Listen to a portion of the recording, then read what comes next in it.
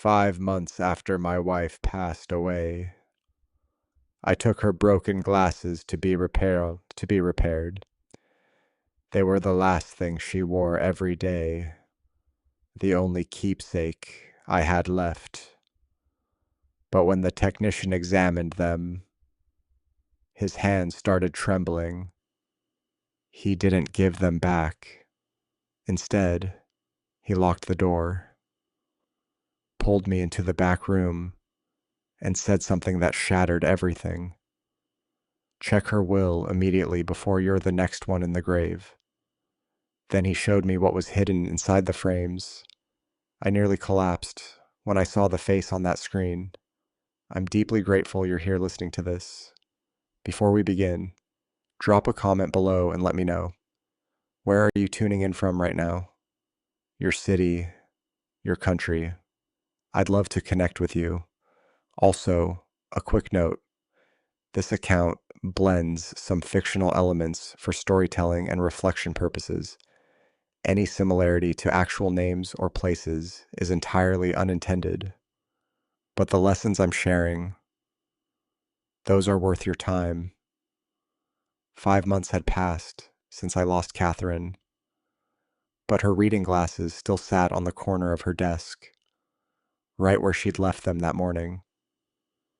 I'd walked past that desk every day, unable to touch anything. Her favorite pen, the half-finished crossword puzzle, the small jade plant she'd kept alive for 12 years. That afternoon, something shifted. Maybe it was the way the autumn light came through the window, the same way it used to catch her silver hair when she worked. I finally opened the desk drawer. The glasses were tucked beneath a stack of garden catalogs. The moment I picked them up, the left hinge gave way, and the frame split in two.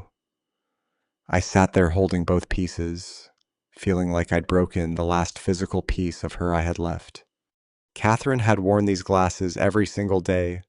She was religious about it, never left the house without them. I remembered how she'd push them up her nose when she was concentrating, how she'd take them off and clean them obsessively with that little blue cloth she kept in her pocket. I couldn't just throw them away. I wouldn't. Ballard Avenue was quiet for a weekday. The rain had let up, leaving that clean mineral smell that only comes after a Seattle downfall. I parked in front of Porter's Optical, a small shop tucked between a Thai restaurant and a vintage bookstore. Catherine and I used to walk the street every Saturday morning. Daniel Porter had been a friend for over 20 years. We'd met on a commercial renovation project back in 2004. When he opened his optical shop a decade ago, Catherine and I had sent flowers. After she passed, he'd come to the funeral, shaken my hand, told me to call if I needed anything. The bell above the door chimed when I walked in. Daniel looked up from behind the counter. James. He set down the frame he'd been adjusting. It's good to see you. I set the broken glasses on the counter between us. His expression shifted the moment he saw them. Not surprise, something closer to concern. He picked them up carefully, turning them over in his hands. He pulled a jeweler's loop from his drawer and bent over the frame, studying the right temple. Then he stopped moving entirely. When he finally straightened up, he didn't look at me right away. He walked to the front door, flipped the sign to closed, and pulled the shade down over the glass. My stomach tightened. Daniel, what's wrong? He gestured toward the back room. James, I think you need to see something. And I think you need to sit down first. I followed him past the display cases into a cluttered workshop. He cleared a space on the desk, set the glasses down under a bright lamp, and opened his laptop. He plugged a small cable into something I hadn't even noticed. A tiny port hidden along the inner arm of the frame. A file directory appeared on his screen. 3 video files, 2 audio files, all dated from April. April, the month Catherine passed. Daniel clicked on the first video. The footage was shaky at first, then stabilized. It took me a moment to recognize what I was seeing. Our kitchen. I could see the edge of the refrigerator, the bowl of fruit Catherine always kept on the island, the window over the sink. Then Ryan walked into frame. My son, my only son, 39 years old, a civil attorney with a corner office downtown. He was wearing the navy suit I'd bought him for his birthday last year. He moved with purpose, no hesitation. He opened the cabinet where Catherine kept her vitamins and pulled out the large bottle. From his pocket, he took out a small plastic bag, white pills inside. He unscrewed the vitamin bottle, poured the white pills in, shook it, put it back exactly where it had been. The whole thing took less than 30 seconds. Daniel's voice was quiet beside me. There's more, but I couldn't look away from the screen. Ryan was washing his hands at the sink, now drying them carefully on the dish towel. Then he walked out of frame. I heard the front door close. The timestamp in the corner read, April 14th, 7:15 a.m. Catherine collapsed at 2:47 a.m. On April 15th, I called 911. The paramedics said it looked like a stroke. She was gone before we reached the hospital. Daniel let the silence stretch.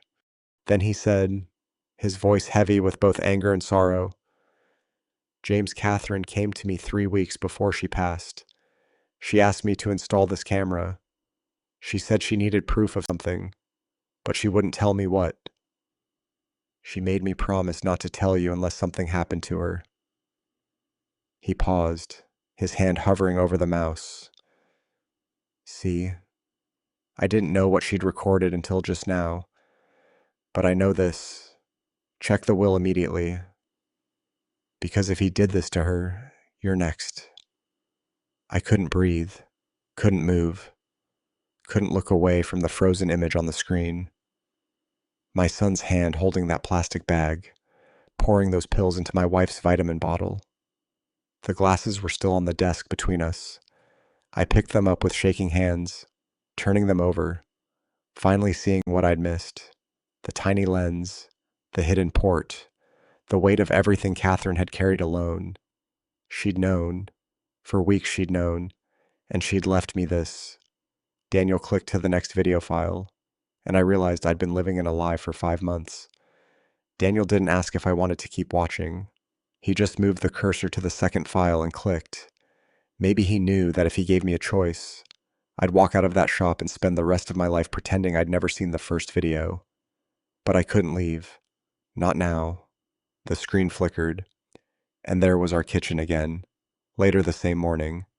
Judging by the light coming through the window, Catherine's glasses were on the counter now, angled toward the stove. I could see her moving in and out of frame, making her usual breakfast, oatmeal with blueberries, the same thing she'd eaten every morning for 30 years. Ryan appeared in the doorway. He was still in that navy suit, but his tie was loosened now. He leaned against the counter watching her. She didn't turn around, didn't acknowledge him, just kept stirring her oatmeal. He said something I couldn't hear. Catherine's shoulders stiffened, but she still didn't look at him. After a moment, Ryan pushed off the counter and left. The video jumped forward, time-stamped 9:30 that night. The kitchen was dark except for the light over the sink. The glasses were in a different position, now facing the breakfast nook, where Catherine liked to sit with her tea before bed. I recognized the blue mug she always used, the one with the chipped handle she refused to replace. Ryan walked into frame again. This time, he was on his phone pacing. His voice came through clearly. Catherine must have been sitting close enough to the glasses for the microphone to pick it up. It's done, he said. I used the amount we discussed. A woman's voice responded tinny through the phone speaker. Jessica. I'd recognize my daughter-in-law's voice anywhere. That slight southern accent she'd never quite lost. Are you sure it won't leave traces? She asked. Her voice was tight, anxious. Ryan stopped pacing. It breaks down in the body. Looks exactly like cardiac arrest. The ER won't even test for it unless they have reason to suspect something. And why would they? She's 62, has high blood pressure, takes medication. It'll look like a stroke. When? Hot 24 to 48 hours. Maybe sooner depending on how much she takes. He paused. It'll be quick. Jess, she won't suffer. There was a long silence. Then Jessica said quietly, "This is really happening. This is the only way. You know that. The casino isn't going to wait forever. And my name is on those debts too now. Once she's gone, we use the life insurance to clear everything and we're free. What about your father?" Ryan's laugh was cold. He'll be devastated. Probably won't even think straight for months. I'll handle the estate. Make sure everything's in order. He'll sign whatever I put in front of him. The call ended. Ryan stood there for a moment staring at his phone. Then he walked out of frame. The kitchen was empty again. Just Catherine's blue mug on the table, steam rising from the tea she'd never finish. I couldn't feel my hands. Couldn't feel anything really. It was like someone had scooped out everything inside me and left just a shell sitting in that chair.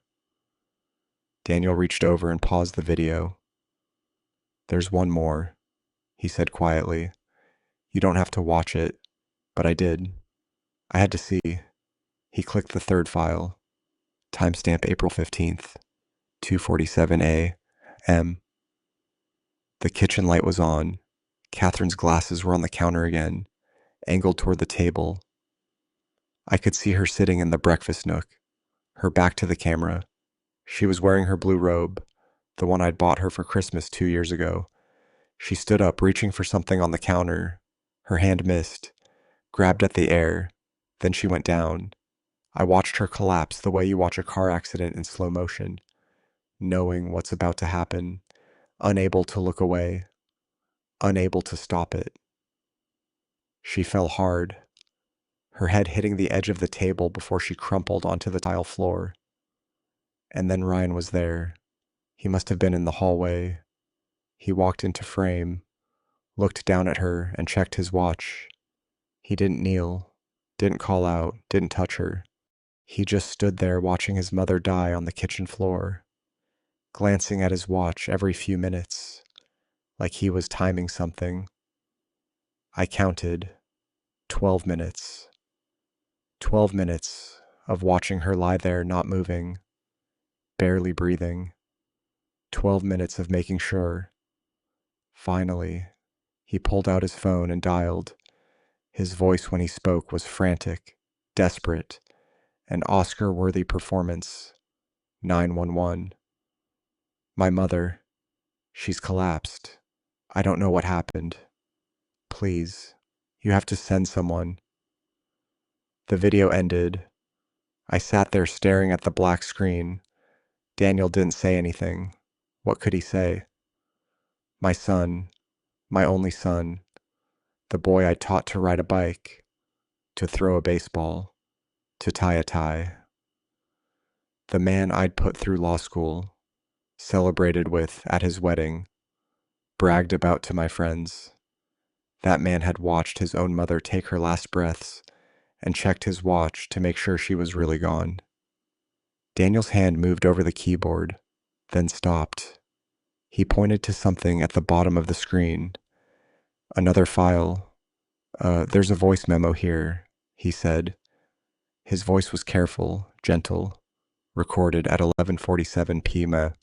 on April 14th, 3 hours before she collapsed. He looked at me. "Do you want to hear it?" I couldn't speak, could barely nod. Daniel clicked the file and Catherine's voice filled the small room. I wasn't ready to hear her voice again. 5 months of silence, of walking past her empty chair at breakfast, of reaching for the phone before remembering she was gone. 5 months of learning how to live in a house that still smelled like her lavender hand soap.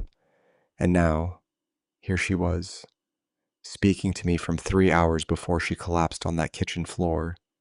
James, just my name.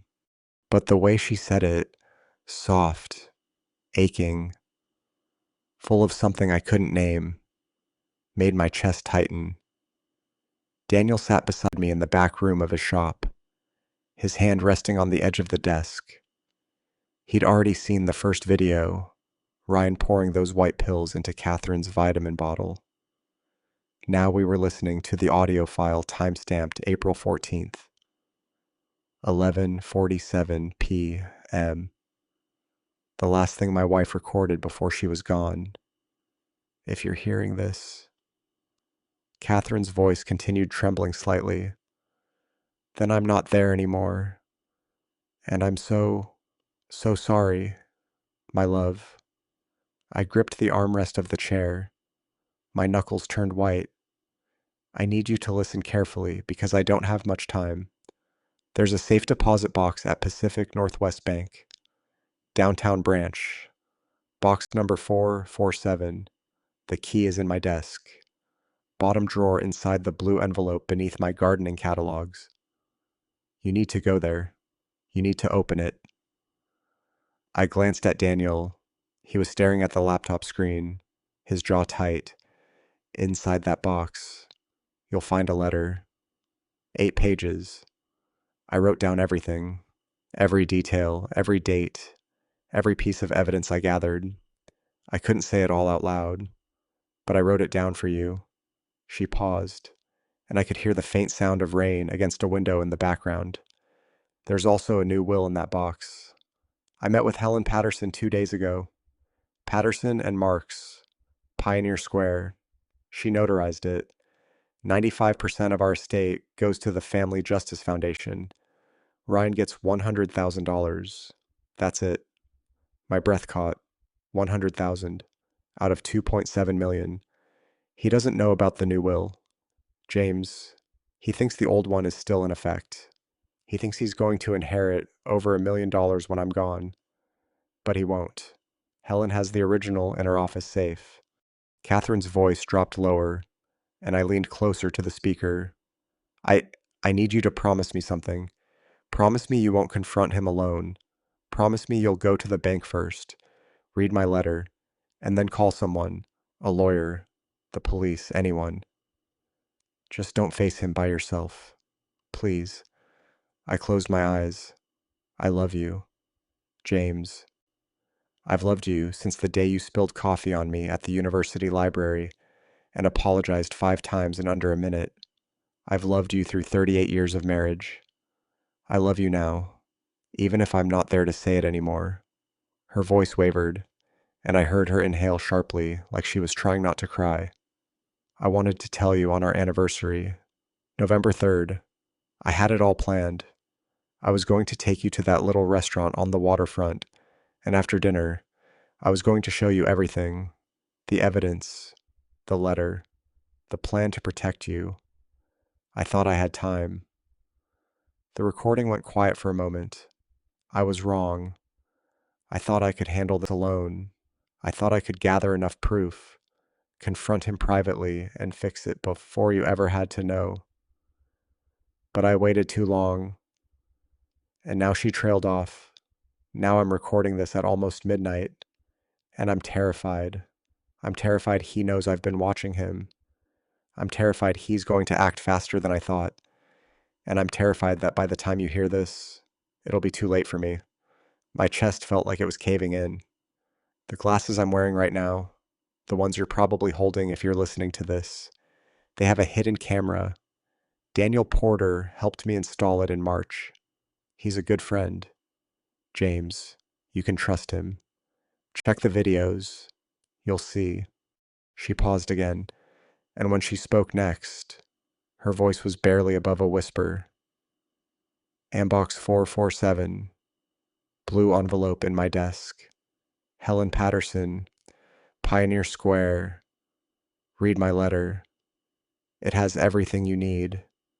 And James, please be careful. Please. Another silence, longer this time. I'm sorry I carried this alone. I just wanted you to sleep peacefully for a few more nights. I wanted to protect you from the weight of it, but I see now I should have trusted you. I should have told you the moment I knew." Her voice broke completely. "Forgive me, my love. Forgive my silence." The recording ended with a soft click. The room was utterly still. Daniel's computer hummed quietly. Outside, I could hear the distant sound of traffic on Ballard Avenue. But inside that little back room, there was only silence and the echo of Catherine's voice. Daniel finally spoke, his tone careful. "James, we need to call someone. A lawyer, the police, someone who can help." I didn't answer. I couldn't, because all I could think about was that blue envelope, the safe deposit box, the letter Catherine had written, knowing she might not live to see me read it. She'd known. For weeks, she'd known our son was planning to harm her. And she'd faced it alone because she didn't want to break my heart. Daniel stood and pulled his phone from his pocket. "I'm calling Margaret Thornton. She's his criminal defense attorney. Elder law, too. She'll know what to do." He dialed. I heard the phone ring once, twice. Then a woman's voice answered. "This is Margaret Thornton." Daniel glanced at me, then spoke into the phone. "Margaret, it's Daniel Porter. I have a client here who needs your help immediately. His wife passed 5 months ago. They said it was a stroke, but we just found evidence that suggests it wasn't natural, and we think his son is planning to harm him next." There was a pause on the other end. "Bring him to my office," Margaret said. "Now." Margaret Thornton's office was nothing like I expected. No mahogany desk, no wall of leather-bound law books, no dramatic floor-to-ceiling windows overlooking Elliott Bay. Just a modest space on the 7th floor of a building in downtown Seattle, with practical furniture and a coffee maker that looked like it had seen better days. She was exactly what Daniel had promised when he'd handed me her card in the parking lot outside his shop. Sharp, experienced, and someone who wouldn't waste my time with platitudes.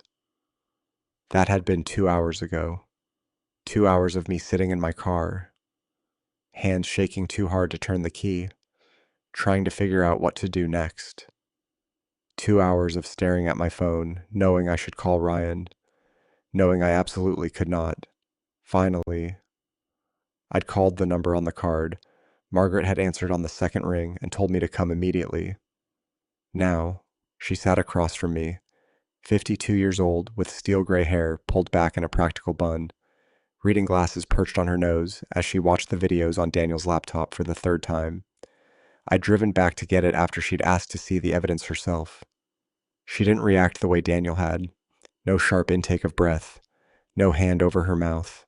She just watched, made notes on a yellow legal pad, and occasionally paused to replay a section.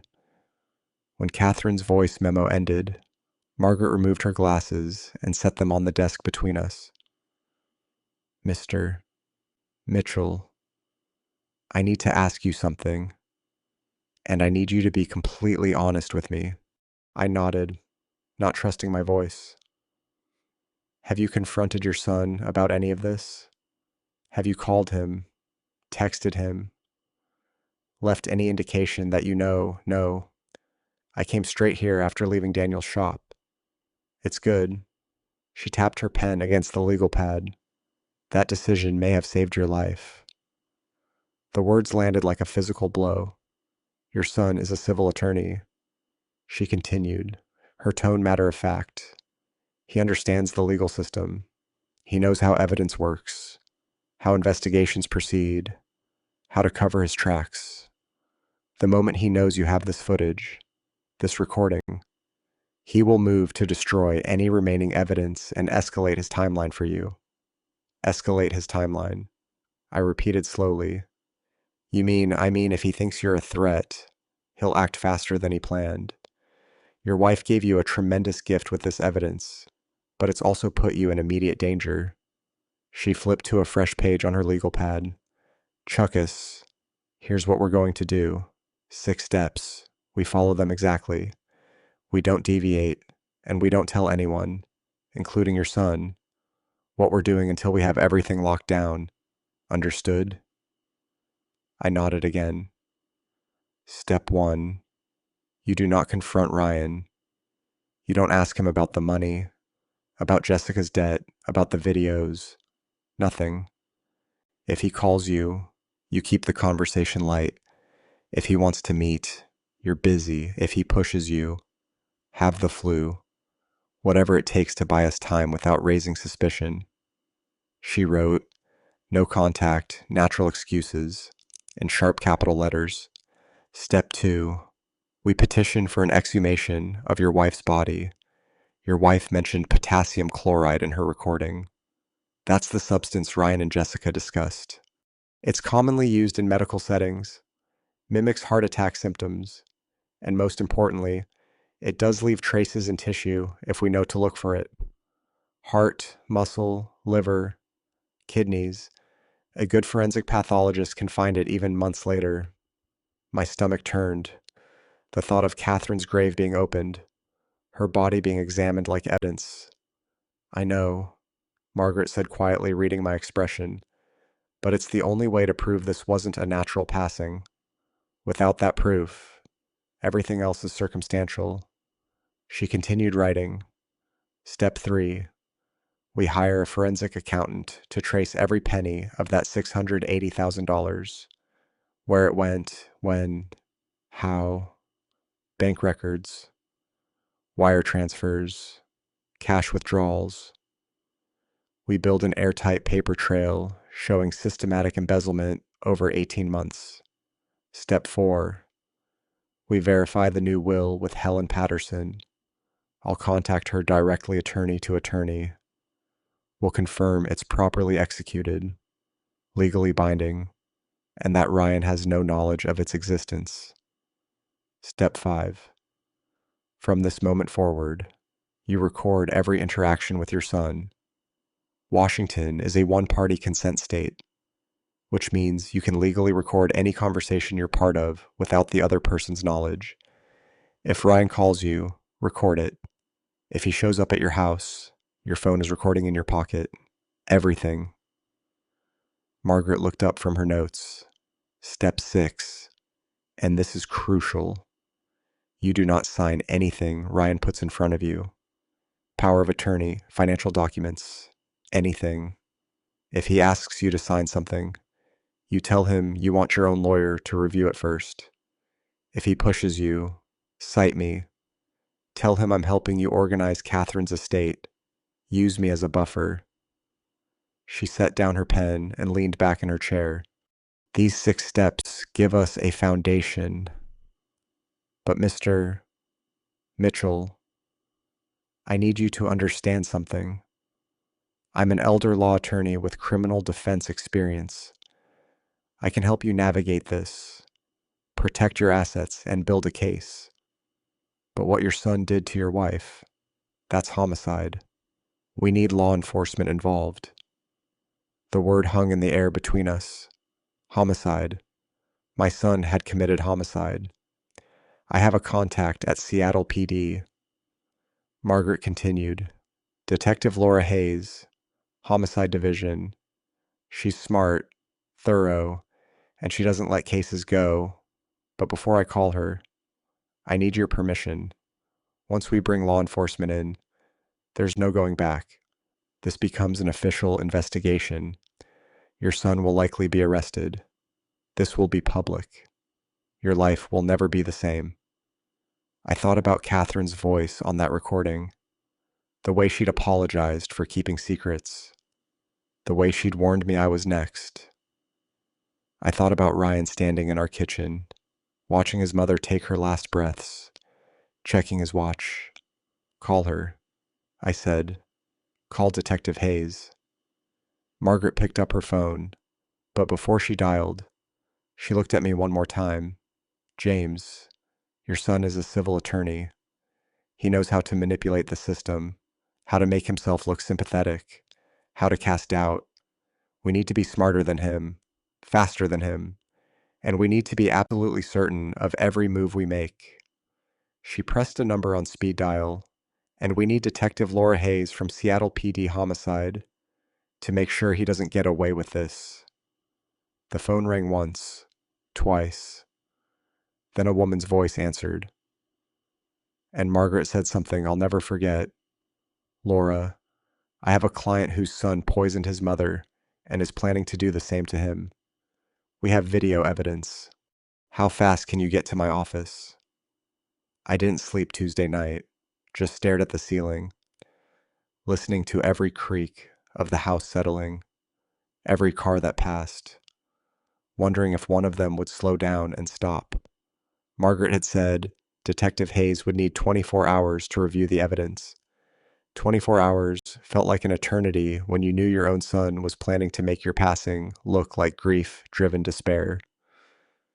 Wednesday morning, I forced myself through the motions of normalcy.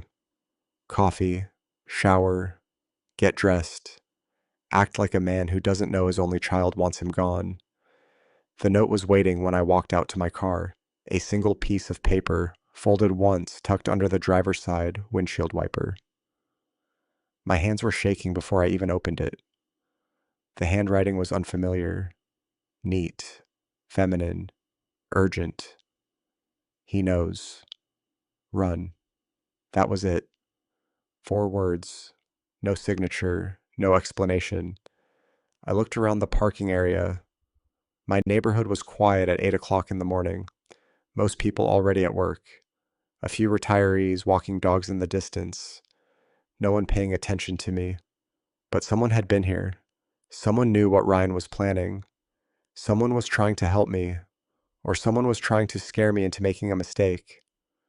I got in the car, locked the doors, and sat there with the note in my lap, my heart hammering. Margaret's voice echoed from yesterday. Your son will move to destroy evidence and escalate his timeline. If he knows I have the footage. I drove home faster than I should have, nearly running a red light on Ballard Avenue. Inside. I went straight to my home office and pulled out the filing cabinet where Catherine and I had always kept important documents. I found it in the life insurance folder tucked behind our legitimate policies, a policy I'd never seen before. Pacific Mutual Life Insurance. $1.5 million. Issue date, March 15th, 2024. Insured, James Robert Mitchell. Beneficiary, Ryan Thomas Mitchell. My signature at the bottom. Except I'd never signed this. Never even heard of Pacific Mutual. The signature was close. Someone had practiced. But the capital M in Mitchell was wrong. Too loopy. I always made mine angular, a habit from years of architectural drafting. My phone rang and I nearly dropped the policy. Ryan's name on the screen. I answered on the 4th ring, trying to keep my voice steady. Hey, bud. Dad. Finally. I've been trying to reach you since yesterday. Sorry, I've been busy. Dealing with some of your mom's things.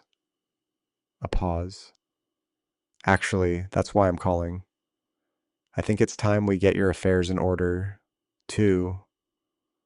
Power of attorney. Making sure I can access accounts if something happens. You're 64 now. Dad, we need to think about these things. My grip tightened on the phone. He was good. His voice was concerned, caring. The perfect, dutiful son. I appreciate that, Ryan, but I'm not ready to think about that yet. Dad, it's not about being ready, it's about being prepared. Mom's passing showed us how quickly things can happen. I don't want to be scrambling if you have a health emergency. I'll think about it. I'm coming over tonight. We'll go through the paperwork together.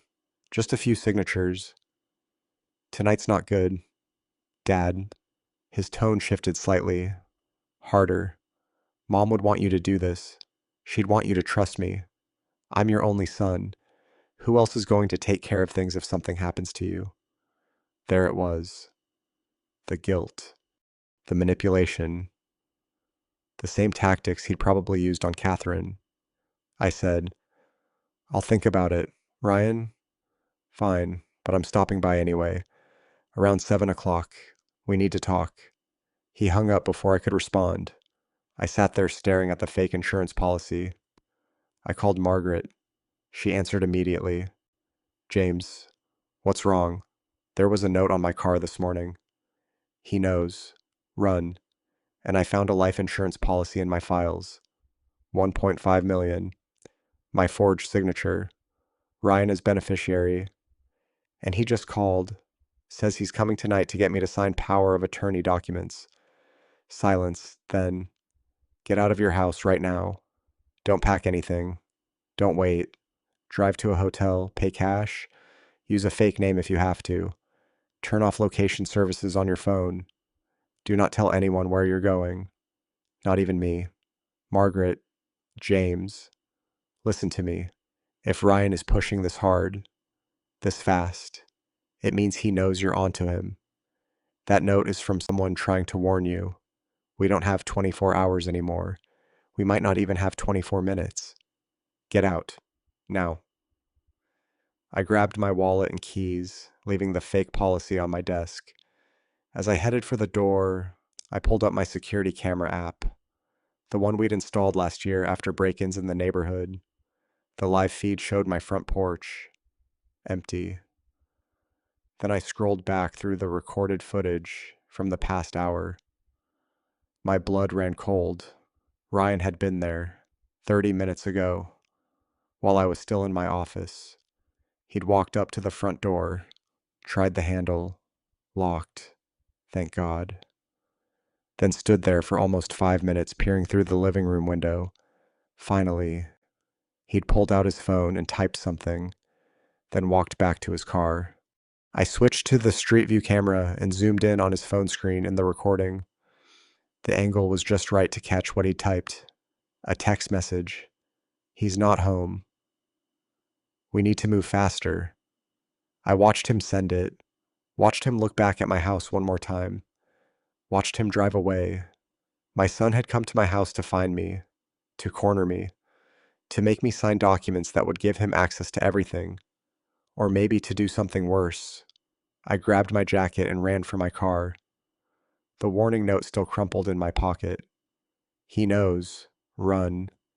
And for the first time since finding Catherine's glasses, I did exactly that.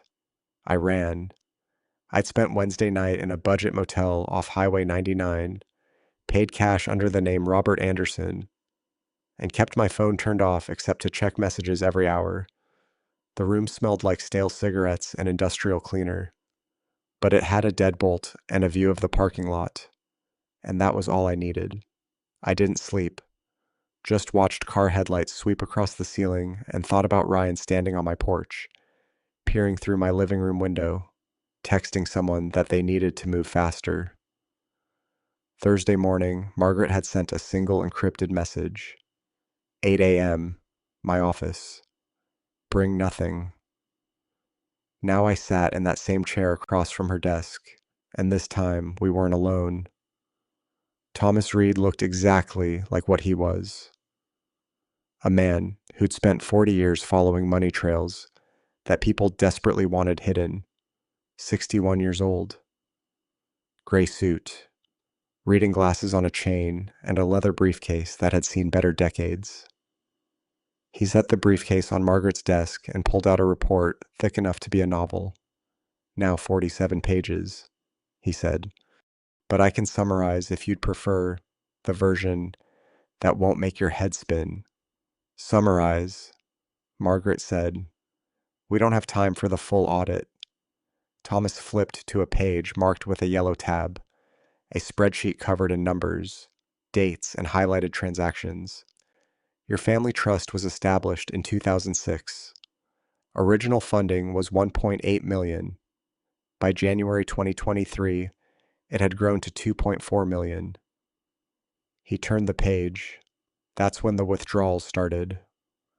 I leaned forward, studying the spreadsheet, rows and rows of transactions, each one highlighted in yellow. 23 withdrawals over 18 months. Thomas continued, small enough to avoid triggering bank alerts. 20,000 here, 40,000 there, always under 50,000 per transaction, always spaced at least 3 weeks apart. Textbook embezzlement strategy. He ran his finger down the column. I've documented every single one.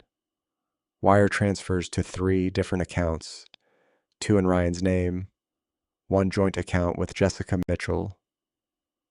My hands were flat on Margaret's desk, pressing down hard enough that my knuckles went white. The current balance of the trust is $1.72 million. Your son embezzled $680,000 over a year and a half. He did it slowly, carefully, and he would have gotten away with it if your wife hadn't been watching. She knew. I said quietly, in her recording. She said she'd been tracking it since March. To March of this year, Thomas confirmed. That's when the withdrawals got larger, more frequent. He was getting desperate. Margaret leaned back. Desperate for what? Where did the money go?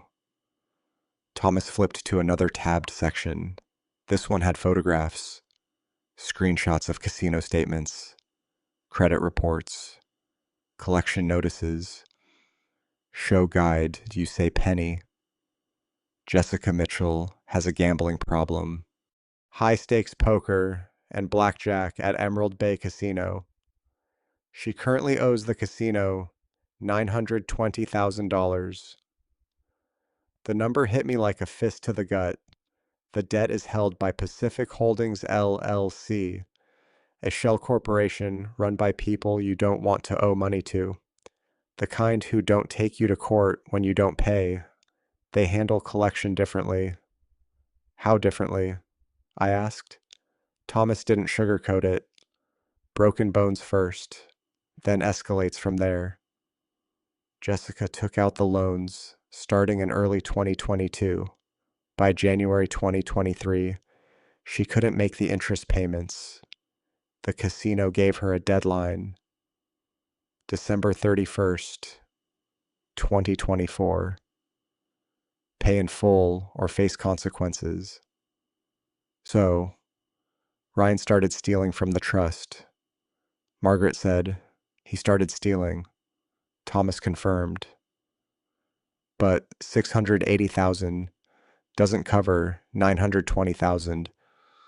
He was still short by 240,000. The life insurance, I said. Catherine's life insurance. Thomas nodded. Your wife had a $500,000 policy through her employer. Ryan was the secondary beneficiary after you. If something happened to her, and then something happened to you shortly after, he'd have access to that payout, plus whatever remained in the trust, plus your personal assets. More than enough to clear Jessica's debt and start over. The pieces were falling into place with horrible clarity. Ryan had been planning this for over a year, and when stealing wasn't enough, he decided to make sure Catherine and I wouldn't be around to notice the missing money. There's one more thing, Thomas said. He pulled out his phone. I did some additional research into Jessica's gambling addiction. She's been attending Gamblers Anonymous meetings for about 8 months. I found her sponsor, woman named Allison Ward, 38, works as a paralegal downtown. She's willing to talk to you. Margaret straightened. Willing to testify? Potentially. She's scared, but she's also angry about what Ryan convinced Jessica to do. I gave her your number. She said she'd reach out directly. As if on cue, my phone buzzed in my pocket. I turned it back on during the drive to Margaret's office. Unknown number. I opened it. Mr. Mitchell, this is Allison Ward. I was Jessica's sponsor at GA. I left that note on your car Wednesday morning. Jessica told me things she shouldn't have. Ryan hired someone to tamper with your car brakes, make it look like an accident. She was supposed to keep quiet, but she broke down in our last meeting, said she couldn't live with another person's life on her conscience. You need protection immediately. The man Ryan hired is a professional, His name is Marcus Cole. Please be careful. I read the message twice, then handed the phone to Margaret. Her expression went cold. Your car? Where is it? Still at my house. I took a rideshare to the motel. I don't go near it. Margaret was already dialing. Laura, we have a new problem. The son hired someone to cut the brake lines. We need the car impounded and examined, and we need protection on my client right now. Thomas began packing up his report, but he paused and looked at me. Mr. Mitchell, I've been doing this work for 30 years. I've seen people steal from their businesses, their partners, their parents, but I've never seen someone steal from their family and then systematically plan to end their lives to cover it up. Your son isn't just a thief. He's something much worse. I didn't respond. Couldn't. Because I was thinking about Catherine's voice on that recording, about how she'd said Ryan was desperate. She'd been right. And desperate people don't stop until they get what they need, or until someone stops them. Volunteer Park in the afternoon was the kind of peaceful that felt wrong when your son was planning to tamper with your brakes. Families walked dogs. Joggers passed by with their headphones in. A group of teenagers skateboarded near the conservatory. I sat at an outside table at the small cafe near the water tower, nursing a coffee I hadn't touched, watching every person who walked up the path. Margaret had insisted I take a rideshare here and sit where I could see all the approaches. She arrived 10 minutes late, scanning the area, 38 years old, dressed in business casual, like she'd come straight from work, dark hair pulled back, minimal makeup, and the kind of tired eyes that came from carrying other people's secrets. She carried a brown leather messenger bag. When she spotted me, she hesitated, then walked over and sat down without shaking hands. Mr. Mitchell, thank you for meeting me. She glanced around again. I shouldn't be here.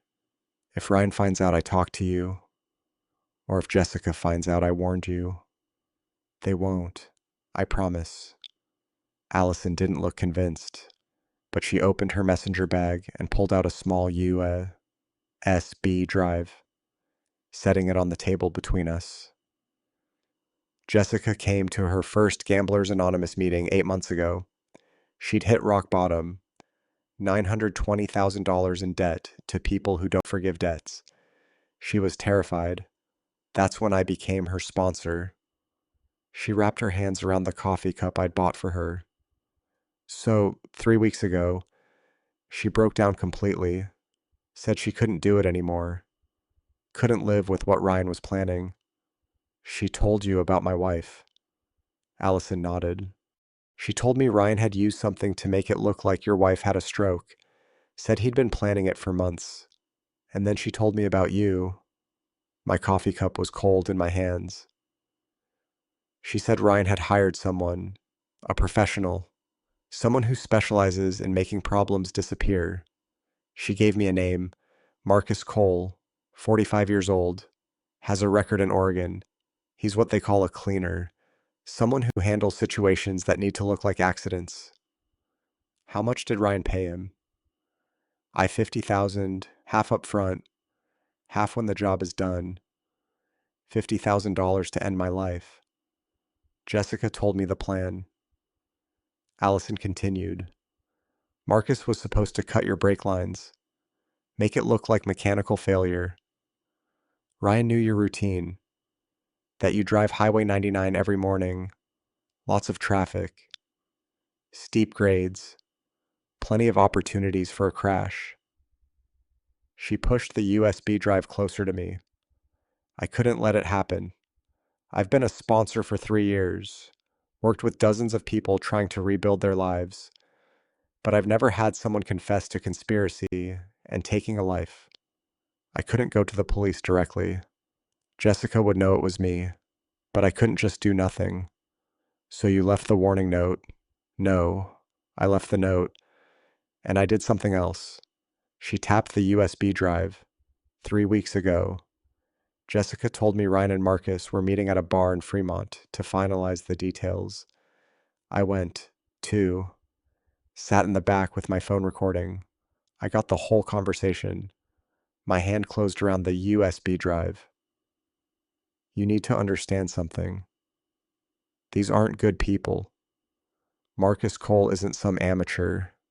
He's done this before. And Ryan talked about you the way someone talks about a business transaction.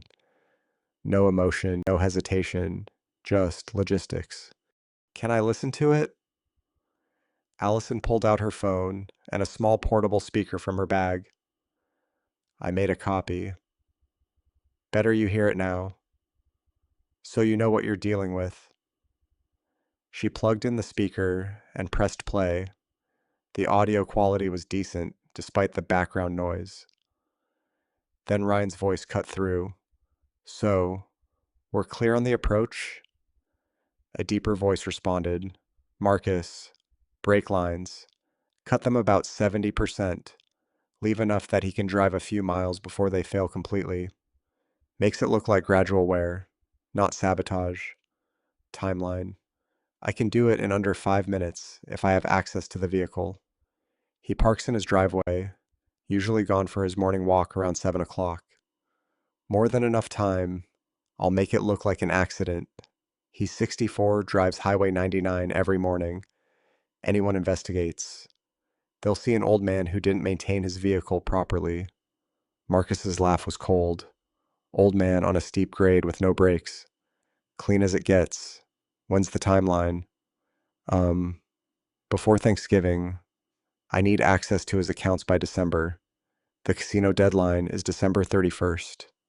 And if something happens before I can finish the job, then I'll handle it myself. But I'd prefer to stay clean. That's what I'm paying you for. A pause, then Ryan's voice again. Quieter, but still audible. Once both of them are gone, we're set for life. The trust, the life insurance, his personal assets, everything.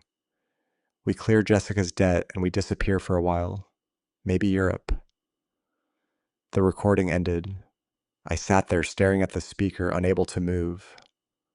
That was my son's voice, planning my end the way someone might plan a vacation. Allison turned off the speaker and packed it away, giving me a moment. So, Jessica is terrified, she finally said. She's hiding now. Motel 6, in Tacoma room 214. Hasn't contacted Ryan in 2 days. He's been calling her non-stop. Will she testify? I don't know. She's scared of Ryan. Scared of the casino. Scared of going to prison. But she's also eaten up with guilt about your wife. Allison met my eyes. Mr. Mitchell, I left you that warning because I couldn't live with staying silent. I'm giving you this recording because you deserve to know exactly what your son is. But if you use this, Jessica might run, and if Ryan finds out she talked or that I helped you. I picked up the USB drive and put it in my pocket. I have a detective I trust. She'll protect Jessica. And you. Will she? Because Marcus Cole is still out there. And Ryan still needs you gone. She stood up, shouldering her bag. Be careful, Mr. Mitchell. Your son talked about you like you were already in the ground. And people who talk like that don't usually change their minds. She walked away, disappearing into the afternoon crowd. I sat there alone, the USB drive heavy in my pocket, Ryan's voice still echoing in my head. Once both of them are gone, we're set for life. Not if I had anything to say about it. By the time I made it back to Margaret's office, the sun was starting to sink behind the downtown buildings, casting long shadows across 2nd Avenue. I'd taken 3 different ride-changing drivers twice, watching every car behind me. The USB drive felt like it weighed 10 pounds in my pocket. Detective Laura Hayes was already waiting when I walked in. She stood by the window with her arms crossed, 45 years old, with the kind of presence that came from 2 decades working homicide, Short dark hair streaked with gray, no-nonsense pantsuit, and eyes that had seen everything. She didn't waste time on introductions. "You have the recording." I handed her the USB drive. Margaret had already set up her laptop with external speakers, and Hayes plugged it in without sitting down. We listened to it again. Ryan's voice, Marcus's voice, the clinical discussion of break lines and timelines, and making my passing look like mechanical failure. Once both of them are gone, we're set for life. When it ended, Hayes ejected the USB and held it up to the light. "This is admissible," she said finally. "Audio quality is decent. Context is clear. Your source willing to testify about how she obtained it?" "She's scared," I said, "but yes." Hayes nodded, then pulled out her phone.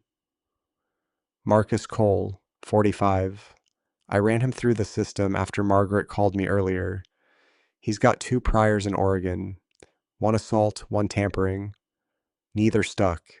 Witnesses recanted in the first case. Evidence disappeared in the second. Classic. Classic what? So, classic professional. The kind who knows how to make problems go away without leaving fingerprints. If your son hired Marcus Cole, he didn't pick an amateur." She sat down across from me, her expression serious. "I've been a homicide detective for 19 years. I've worked cases where family members took each other's lives over money, over property, over petty grudges. But this is premeditated, calculated, and ongoing. Your son didn't just plan your wife's passing.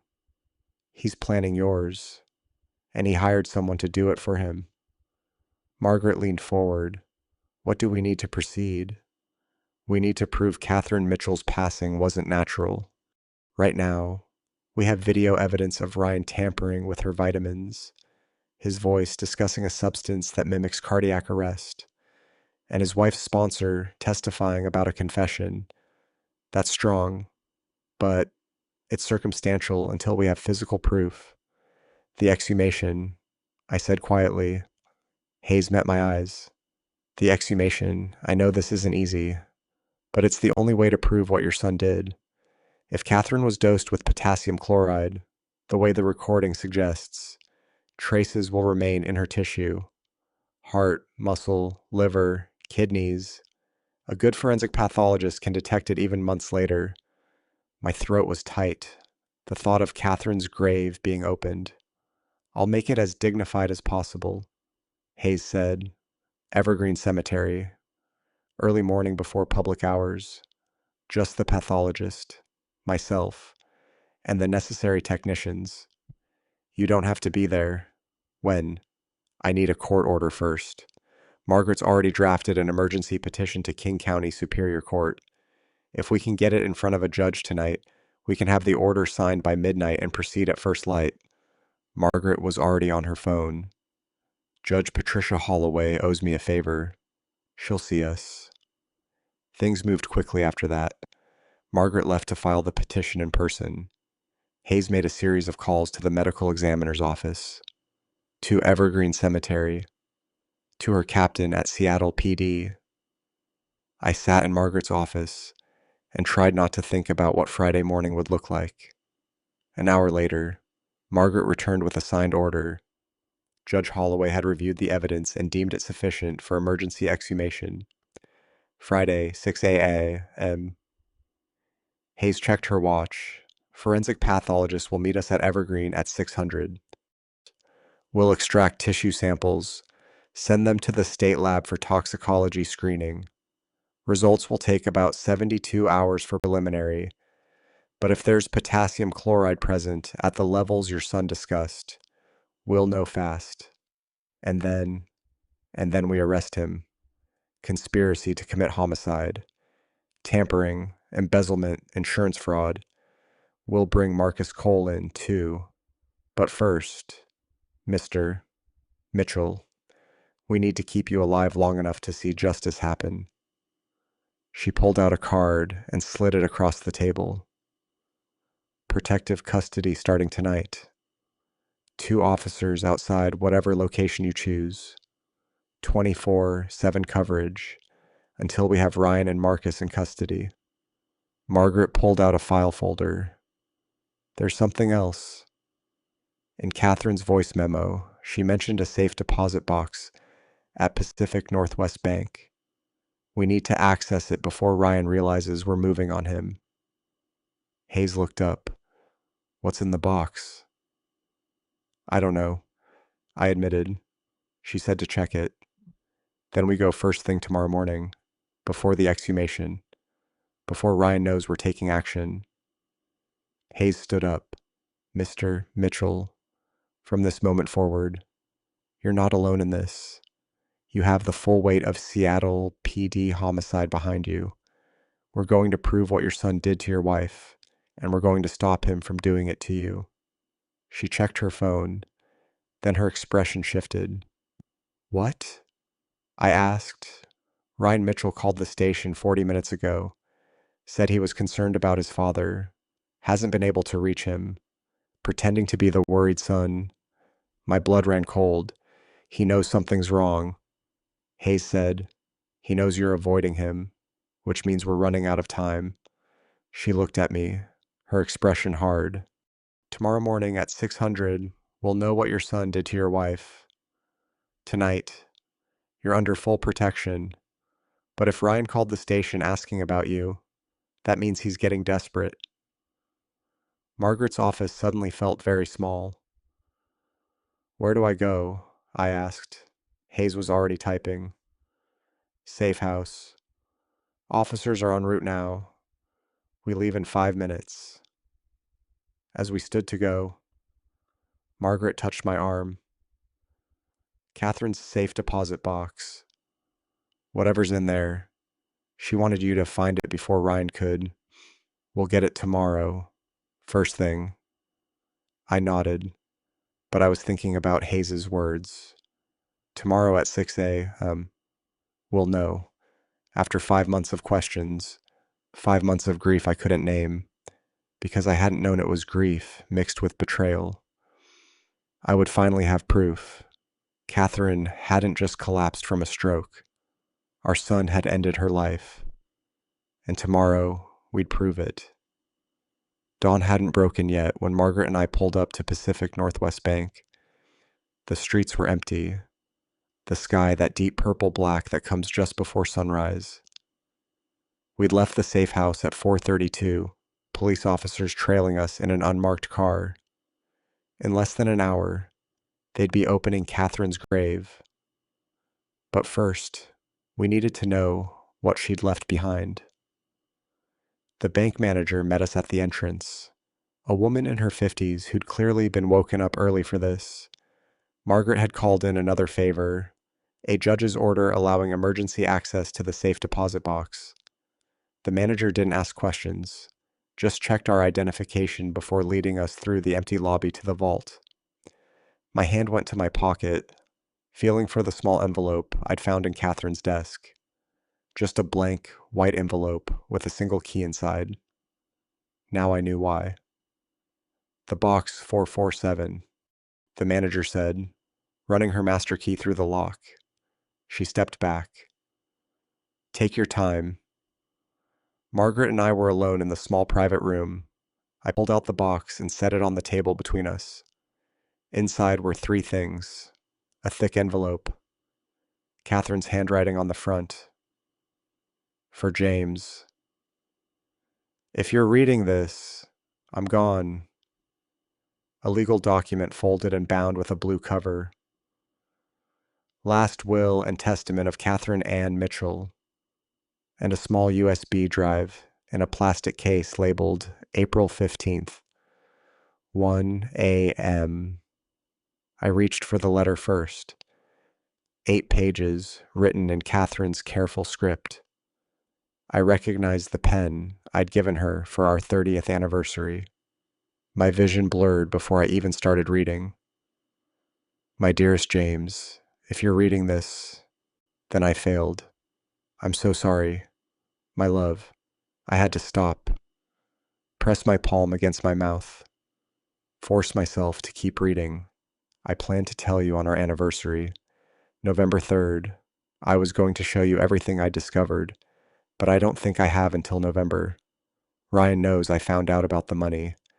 $680,000, James. Our son has been stealing from us for 18 months. When I confronted him 2 weeks ago, he told me about Jessica's gambling debt, about the casino, and then he told me that if I said anything, he would make it look like I had an accident. I didn't believe him at first, but then I saw something in his eyes, something cold and desperate. So I took precautions.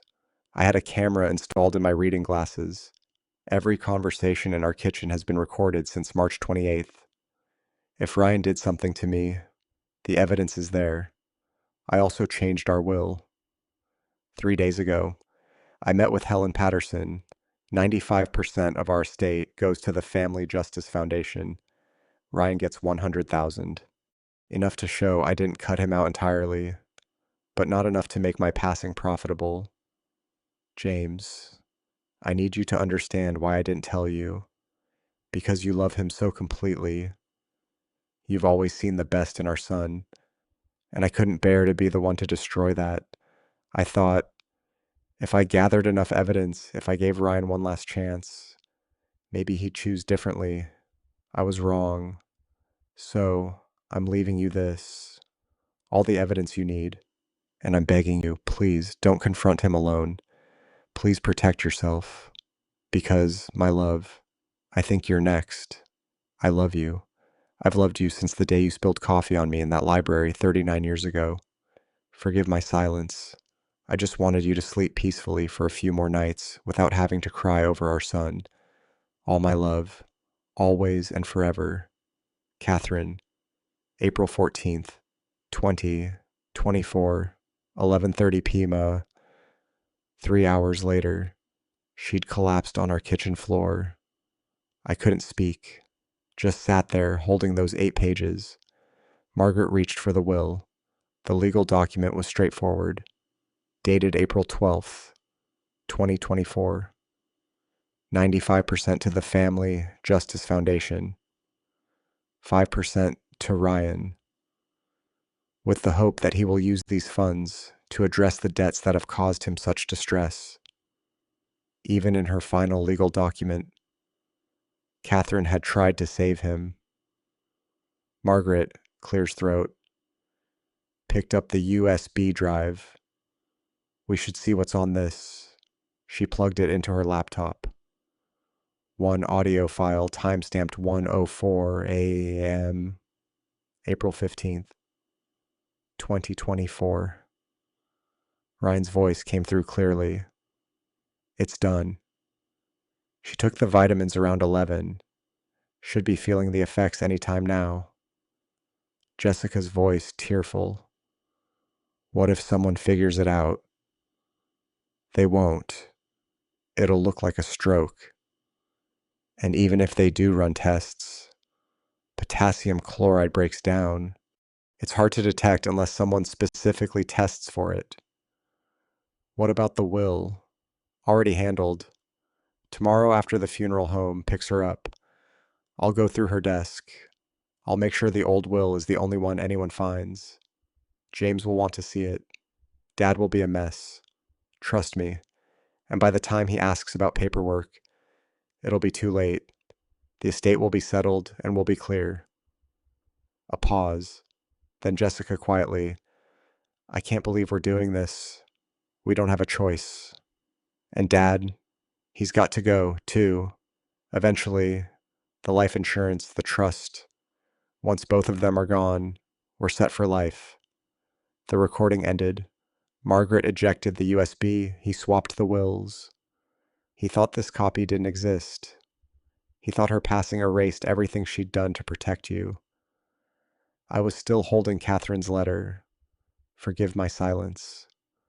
I just wanted you to sleep peacefully a few more nights, without crying over our son. She knew. I whispered. She knew he was going to do it, and she still tried to save him. Clears throat. Margaret carefully packed everything back. Catherine built you a roadmap, everything you need to prove what Ryan did to stop him, to make sure her real wishes were honored. I checked my watch. 5:45. In 15 minutes, they'd be opening her grave. Margaret put her hand on my shoulder. She loved you very much. She died alone on our kitchen floor, and I was asleep upstairs. She made sure you'd know eventually. She made sure Ryan wouldn't get away with it. We walked out into the pre-dawn darkness. The police escort was waiting. Detective Hayes was already at Evergreen Cemetery. In a few minutes, we'd have physical proof of what Ryan had done, but I already had everything I needed in my hands. Catherine's words, Catherine's will, Catherine's evidence. My wife had protected me from beyond the grave. Now it was time to make sure she didn't do it in vain. The sun broke over the horizon as the forensic team set up their equipment around Catherine's grave. Evergreen Cemetery was quiet at 6 o'clock in the morning. Just the sound of birds waking and the careful, methodical work of professionals who understood the weight of what they were doing. I stood 30 feet back with Margaret holding the leather folder that contained Catherine's letter and will. Detective Hayes had positioned herself between us and the excavation site. I didn't want to watch, but I couldn't look away. The forensic pathologist had explained the process before they started. Careful excavation, respectful handling, tissue samples from the heart, liver, and kidneys. Catherine's body would be treated with dignity, then returned to rest within hours. It didn't make it any easier to watch them begin. Hayes's phone rang at 6:12. She stepped away to answer it, her expression shifting from professional calm to sharp alertness. When she walked back, her jaw was tight. "We have a problem. Your son is at the precinct." My stomach dropped. "What?" "He filed a missing person report at 5:30 this morning. Claims you've been missing for 48 hours, that you're showing signs of cognitive decline, and maybe a danger to yourself. He brought a psychiatrist with him, and he's demanding an emergency psychiatric evaluation." Margaret's expression went cold. "He's trying to have James declared incompetent." "That's exactly what he's trying to do." Hayes looked at me. "If he can get a doctor to sign off that you're mentally unfit, he can petition for emergency conservatorship, control your finances, your medical decisions, everything." "Can he do that?"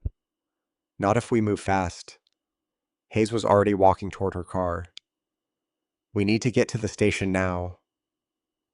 We drove to the precinct in 15 minutes. That felt like an hour. The Seattle Police Department downtown precinct was just starting its morning shift change when we pulled in. Hayes led us through a side entrance to a conference room on the second floor. Ryan was there with a man I didn't recognize. Late 40s, expensive suit, wire-rimmed glasses. The psychiatrist. They both stood when we entered. Ryan's face was a perfect mask of concern. "Dad, thank God. We've been so worried.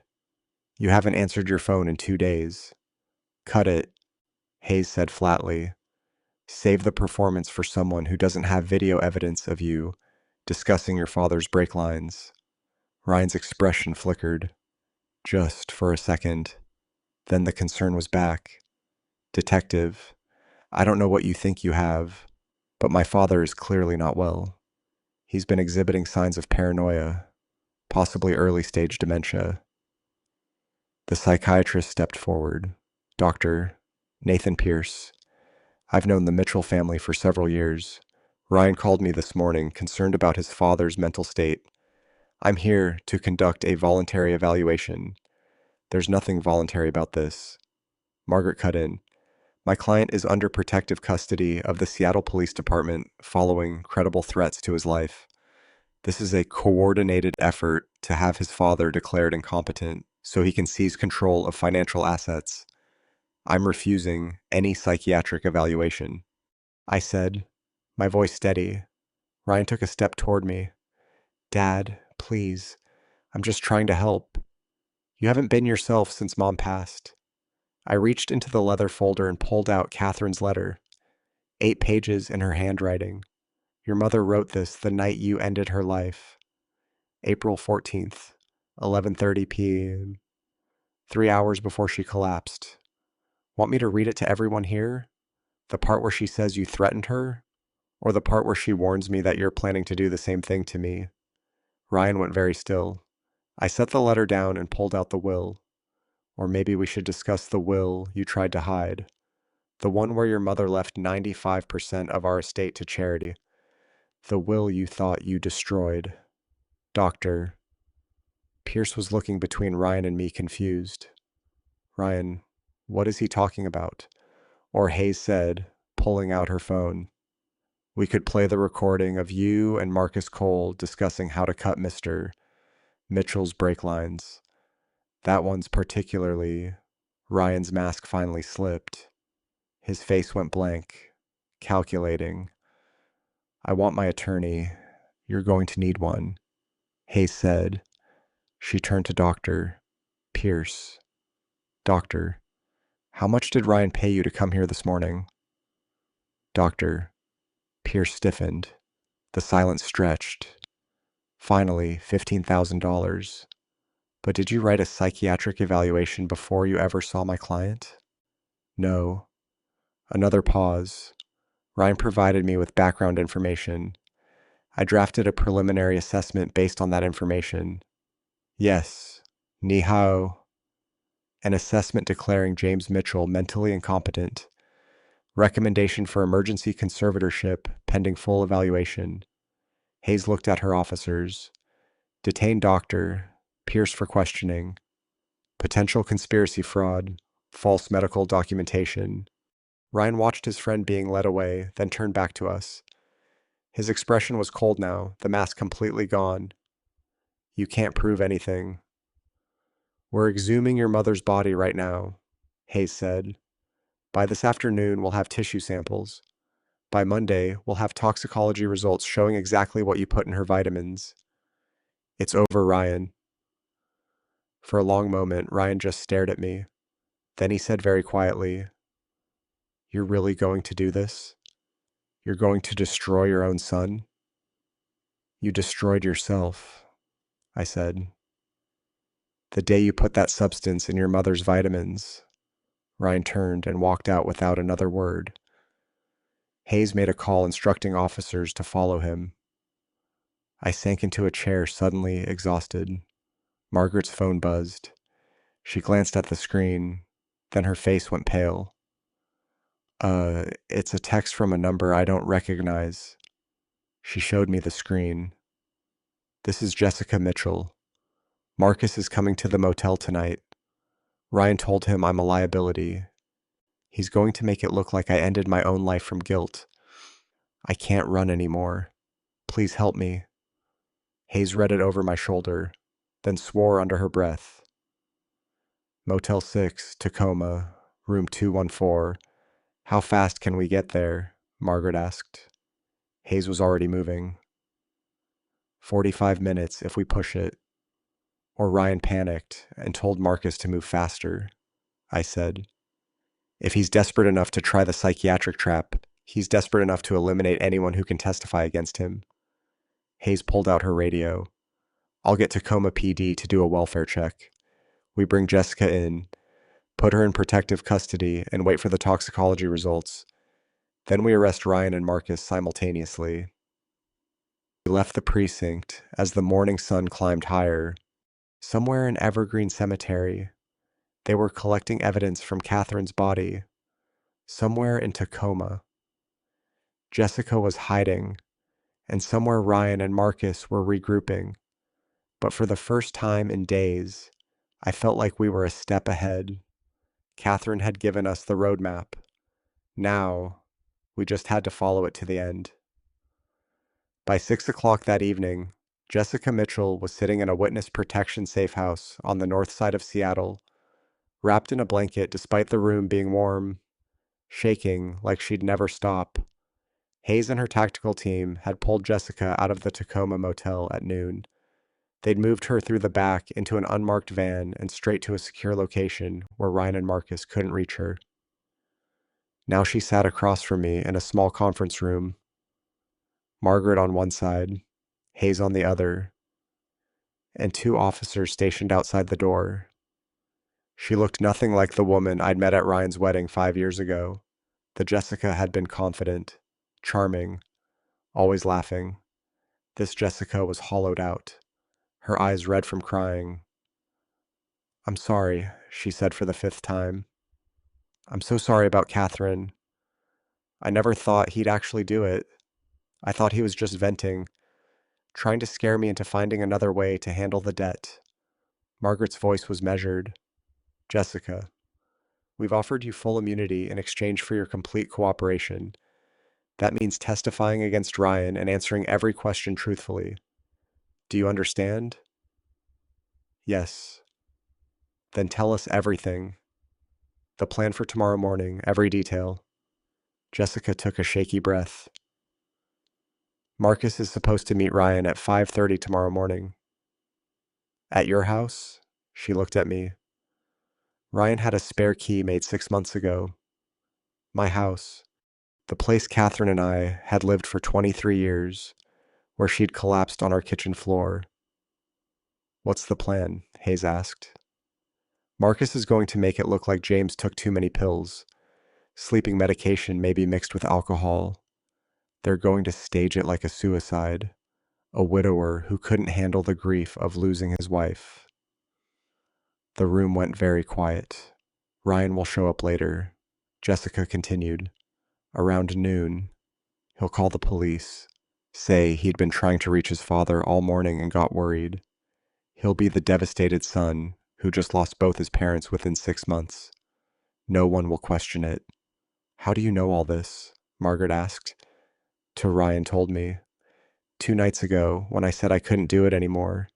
He said it was too late to back out now, that if I tried to run or talk, Marcus would take care of me the same way." Hayes leaned forward.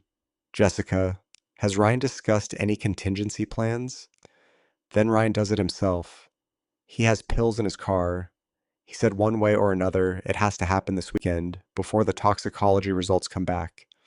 He knows you're looking into Catherine's passing. He knows time is running out." Hayes pulled out a notepad. "Here's what we're going to do. Mr. Mitchell, you're going to be in your house tomorrow morning at 5 a.m. We wire you up. Recording device. GPS tracker. Panic button. You'll be sitting in your living room when Ryan arrives. You want me to confront him? Yet I want you to give him the opportunity to confess. Keep him talking. Ask him questions. Let him think he's got you cornered. People like Ryan, intelligent, arrogant, they can't help themselves. They want you to know how clever they've been. And if he doesn't confess..." Margaret's expression was grim. "Then we have nothing admissible until the toxicology results come back Monday. And by then, Ryan might flee. We need him on tape. James, what about Marcus? We'll have 6 officers positioned in houses around yours. The moment Ryan or Marcus makes a move towards you, we're 10 seconds away." Jessica spoke up quietly. "Marcus won't come inside until he's sure it's safe. Ryan will go in alone first. Then that's when we get Ryan's confession." Hayes said, "Before Marcus enters, we arrest Ryan inside, then take Marcus when he approaches. And if something goes wrong..." I asked. Hayes met my eyes. "Then you hit the panic button and we breach the house. But I have to be honest with you. This is high risk. Ryan is desperate, and desperate people are unpredictable. I thought about Catherine's letter, about how she'd faced Ryan alone, gathering evidence, trying to protect me, about how she died on our kitchen floor while I slept upstairs." "I'll do it," I said. Hayes nodded slowly. Then we start preparing now. I'll have a tech come in tonight to fit you with the wire and go over the panic button protocols. The officers will be in position by 4:30 a.m. You'll enter your house at 5, turn on a single lamp in the living room and wait. And I just talk to him, you talk to him, you listen, you let him tell you what he did, and you stay calm no matter what he says. The rest of the evening was a blur of preparation. A tech fitted me with a wire so small I could barely feel it tucked into my collar. The GPS tracker went into my shoe. The panic button looked like a car key fob. 3 clicks. The tech explained. Click 3 times fast, and every officer knows you need immediate extraction. I tried to sleep but couldn't. Just lay in the spare bed at the safe house, staring at the ceiling, thinking about tomorrow. At 4:30 a.m., Hayes drove me home. The street was dark, quiet. My neighbors' houses looked ordinary, but I knew 6 officers were inside watching, waiting. Hayes pulled up 2 houses down. You walk from here, go in through the front door like normal. 1 lamp in the living room. Sit where we can see you through the window. And James, whatever happens, we're right there. You're not alone. I walked to my house in the pre-dawn darkness, used my key, stepped inside. Everything was exactly as I'd left it days ago. Catherine's reading glasses still on her desk, the coffee mug I'd forgotten to wash. The house where we'd built a life, raised a son, grown old together. The house where that son had ended her life. I turned on the lamp by the couch, sat down in the chair facing the window, checked the wire, the GPS, the panic button, 5 a.m. The house was completely silent, except for the clock ticking in the kitchen. I waited. 5:15, 5:30, 5:45. At 5:52, I heard it. The sound of a key sliding into the lock. The front door opened slowly, carefully. Ryan stepped inside, silhouetted against the early morning light. He was carrying a black duffel bag. Our eyes met across the dark living room, and for the first time since this nightmare started, I was face to face with my son. Ryan closed the door behind him and flipped the light switch. The sudden brightness made me blink, but I didn't move from my seat on the couch. For a moment, he just stared at me. Then his face arranged itself into an expression of relief that might have fooled me a week ago. "Oh, Dad, I was so worried. You haven't been answering your phone." I stayed exactly where I was. My hand in my pocket wrapped around the panic button. The wire under my collar was recording every word. Through the window, I could see faint movement in the Hendersons' house. Hayes and her team watching. I know about the $680,000, Ryan. I know about Jessica's debt. I know about Marcus. The relief on his face evaporated. He stood very still. Then he laughed, a cold, empty sound. So who told you? Allison, or did Jessica finally crack? He shook his head. Doesn't matter. You're here. That's what matters. He knelt down and unzipped the black duffel bag slowly. When he looked back up at me, the mask was completely gone. Do you want to see what I brought? He started pulling items out one by one, setting them on the coffee table. A bottle of sleeping pills, prescription label torn off, a syringe still in its sterile packaging, a coil of rope, latex gloves, a bottle of whiskey. This is what grief looks like. Dad, a 64-year-old widower who couldn't handle losing his wife. Too many pills, maybe some alcohol. You leave a note. I already wrote it in your handwriting. Says you can't live without Mom. Very touching. I couldn't speak. This was the boy I taught to ride a bike. My only son. You look shocked, Ryan said, pulling on the latex gloves. You shouldn't be. You're the one who started investigating. You couldn't just accept that Mom had a stroke and move on. She didn't have a stroke. No, Ryan agreed. She didn't. Mom found out about the trust money in March, started documenting every withdrawal.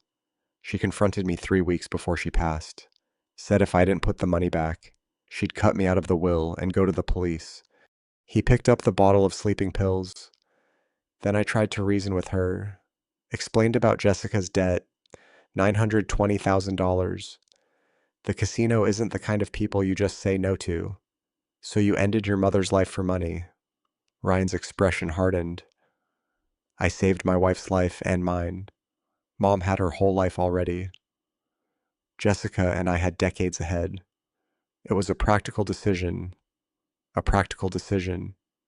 Yes, potassium chloride mimics cardiac arrest perfectly, breaks down quickly. I put it in her vitamins on the 14th.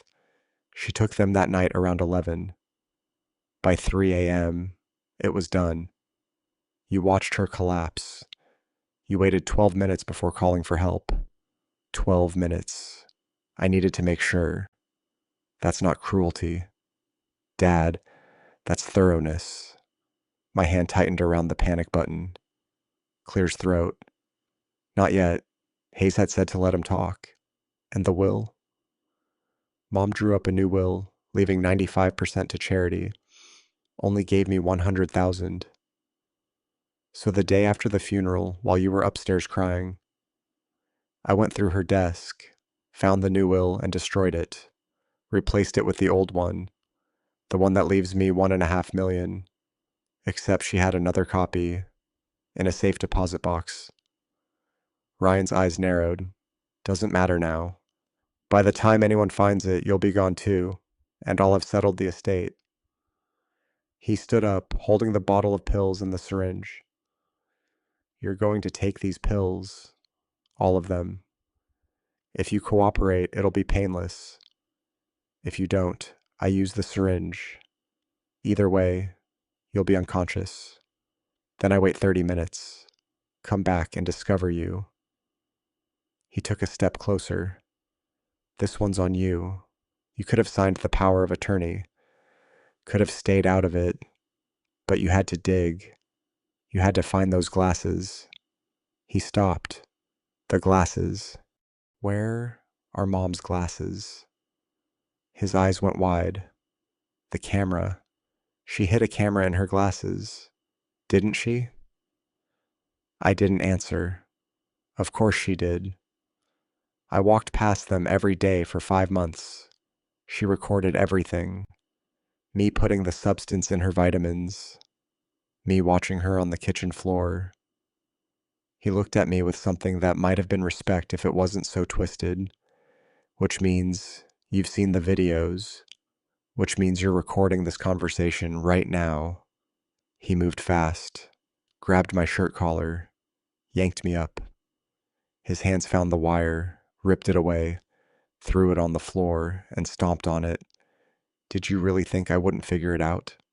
My hand was already pressing the panic button. Clears throat. 3 clicks. Ryan picked up the syringe, tore open the packaging. You should have trusted your son instead of playing detective. This is your fault. He took a step toward me, syringe raised. The front door exploded inward. Detective Hayes came through first. Weapon drawn. 6 officers behind her.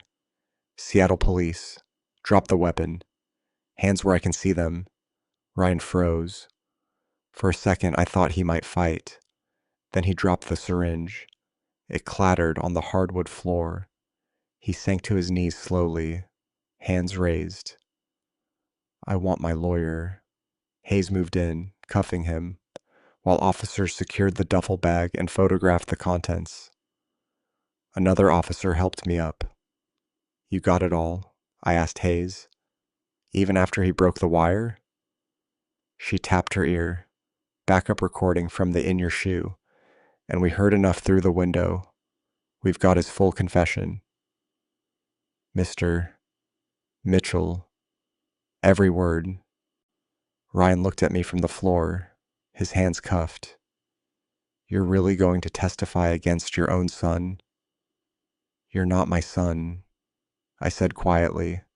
I don't know who you are, but you're not the child Catherine and I raised.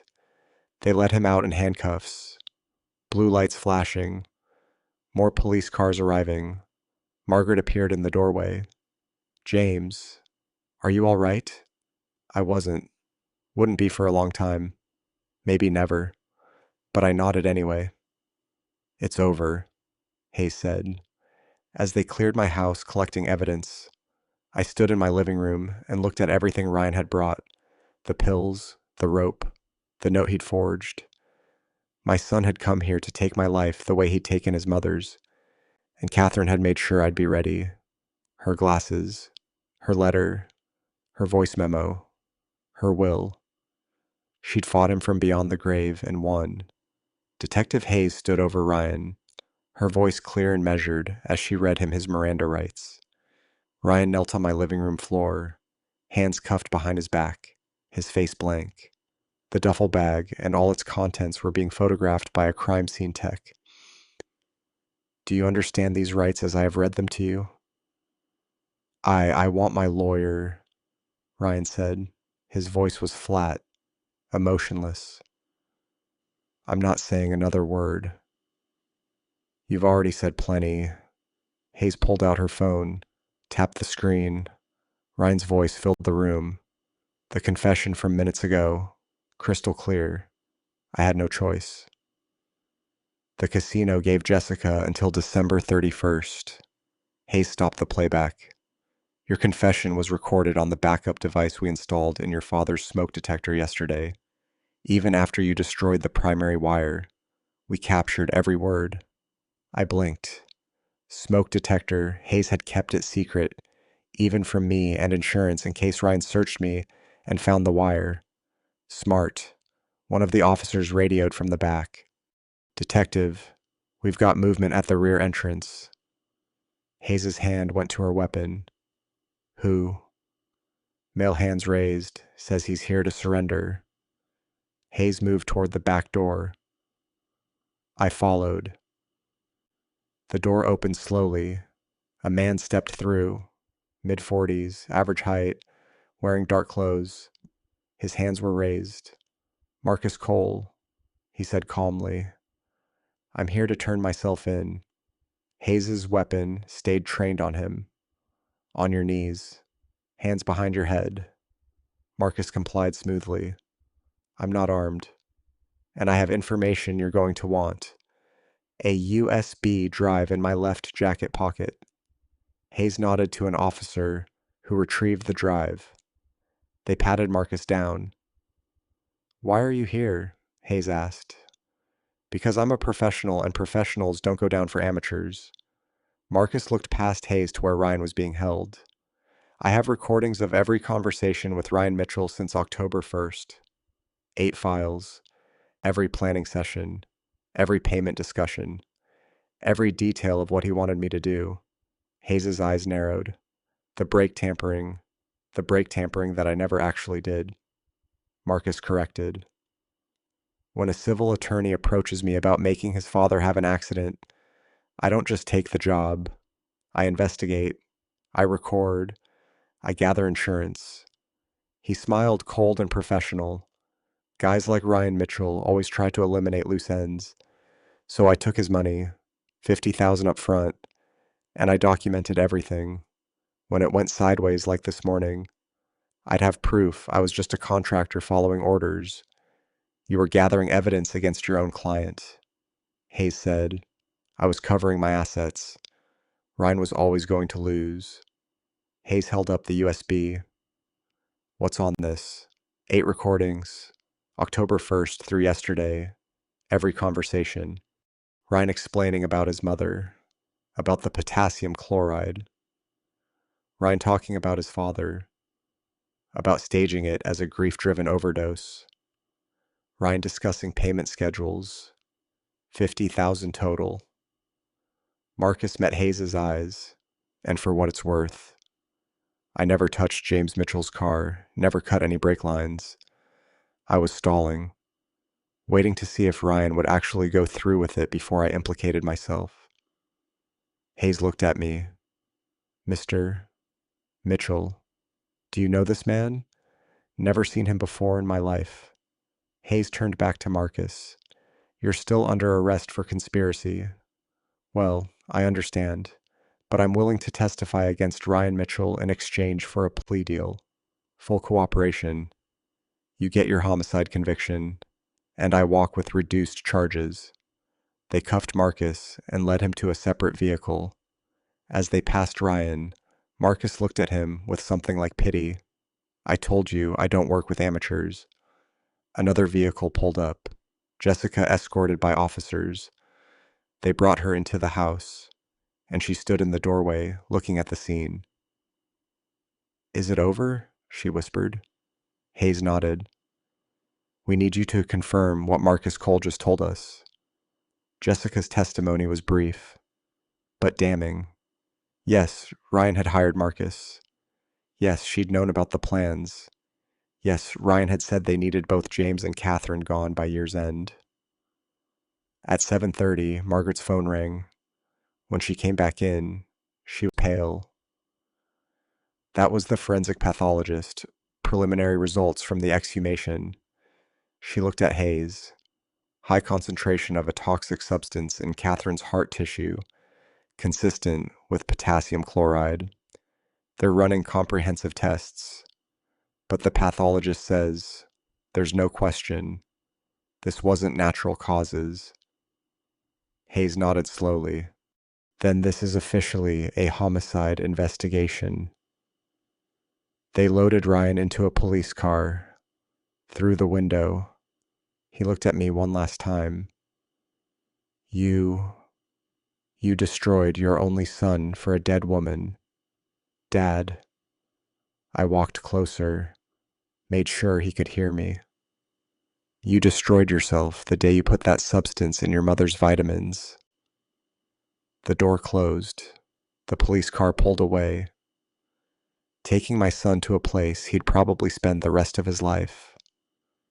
I stood in my front yard as the sun climbed higher. Neighbors watched from a respectful distance.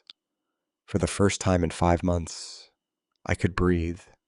Catherine had spent her final hours gathering evidence, protecting me, making sure Ryan wouldn't get away with what he'd done.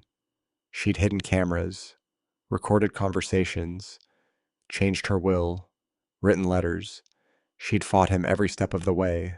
And now, standing in the morning light with police cars surrounding my house and my son in custody, I realized something. She'd won. Not just for herself, for me, for justice itself. Hayes approached me, her expression softer than I'd seen it. You should get some rest, Mr. Mitchell. We'll need your full statement later today. But for now, you're safe. It's over. I nodded, not trusting my voice. As the police finished their work and started to clear out, I looked up at the sky. It was going to be a beautiful day, and Catherine, wherever she was, knew that her husband was safe. That had to be enough. A week after Ryan's arrest, Margaret called with news I didn't want to hear. He made bail. I was standing in my kitchen. The same kitchen where Catherine had collapsed. I gripped the counter. How the judge set it at $2 million. Jessica's family posted it. Her parents are wealthy. Old money from Charleston. They put up property as collateral. Margaret's voice was tight with frustration. My guess is Jessica convinced them Ryan's being railroaded. So, he's just out? With conditions. Surrendered his passport. Ankle monitor. Can't leave King County. Can't contact you or any witnesses. But yes, James, he's out. I looked at the kitchen floor where Catherine had fallen. Ryan was somewhere in Seattle right now, free while my wife was in the ground. Tell me we can still win this. We can, but his attorney is good, and he's already making moves. That afternoon, I met Margaret at her office. She'd spread legal documents across her desk. Motions, filings, medical reports. Jonathan Price, Margaret said, tapping a business card. 55-year-old King County prosecutor won 3 high-profile homicide defenses in the past decade. Ryan hired the best. What's he arguing? Margaret slid a motion across the desk. Insanity defense. Claims Ryan suffered a severe psychological breakdown after discovering his mother had Alzheimer's disease. Catherine didn't have Alzheimer's. I know. It's fabricated.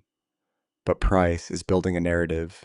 Devoted son learns his mother is declining, becomes mentally unstable. He's citing a psychiatric evaluation from September, signed by Dr. Nathan Pierce. I stared at the document. Dr. Pierce. The same psychiatrist who tried to have me declared incompetent. Pierce was arrested. I said, exactly, which is why this defense isn't going to work. Margaret pulled out another file. After Pierce was detained, we subpoenaed his financial records. She showed me a spreadsheet. Payments from Ryan to Dr. Nathan Pierce dating back 3 years. $280,000 total. 9 psychiatric evaluations. Margaret said, 9 separate reports over 3 years, all documenting Ryan's supposed mental health struggles. All fake.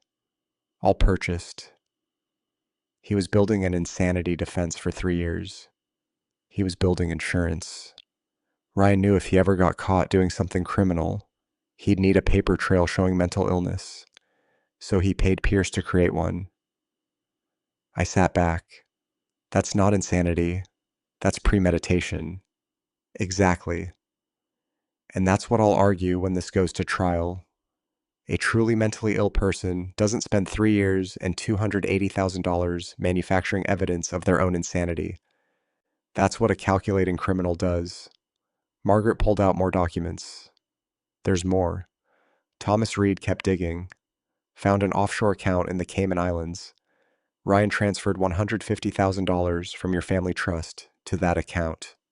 He was hiding money. James, planning long term, planning to eliminate you and Catherine and disappear. She spread out 5 more documents, each stamped with the King County Prosecutor's Office seal. Amanda Morrison is the prosecutor. She's filed formal charges. 5 counts. Margaret read them aloud.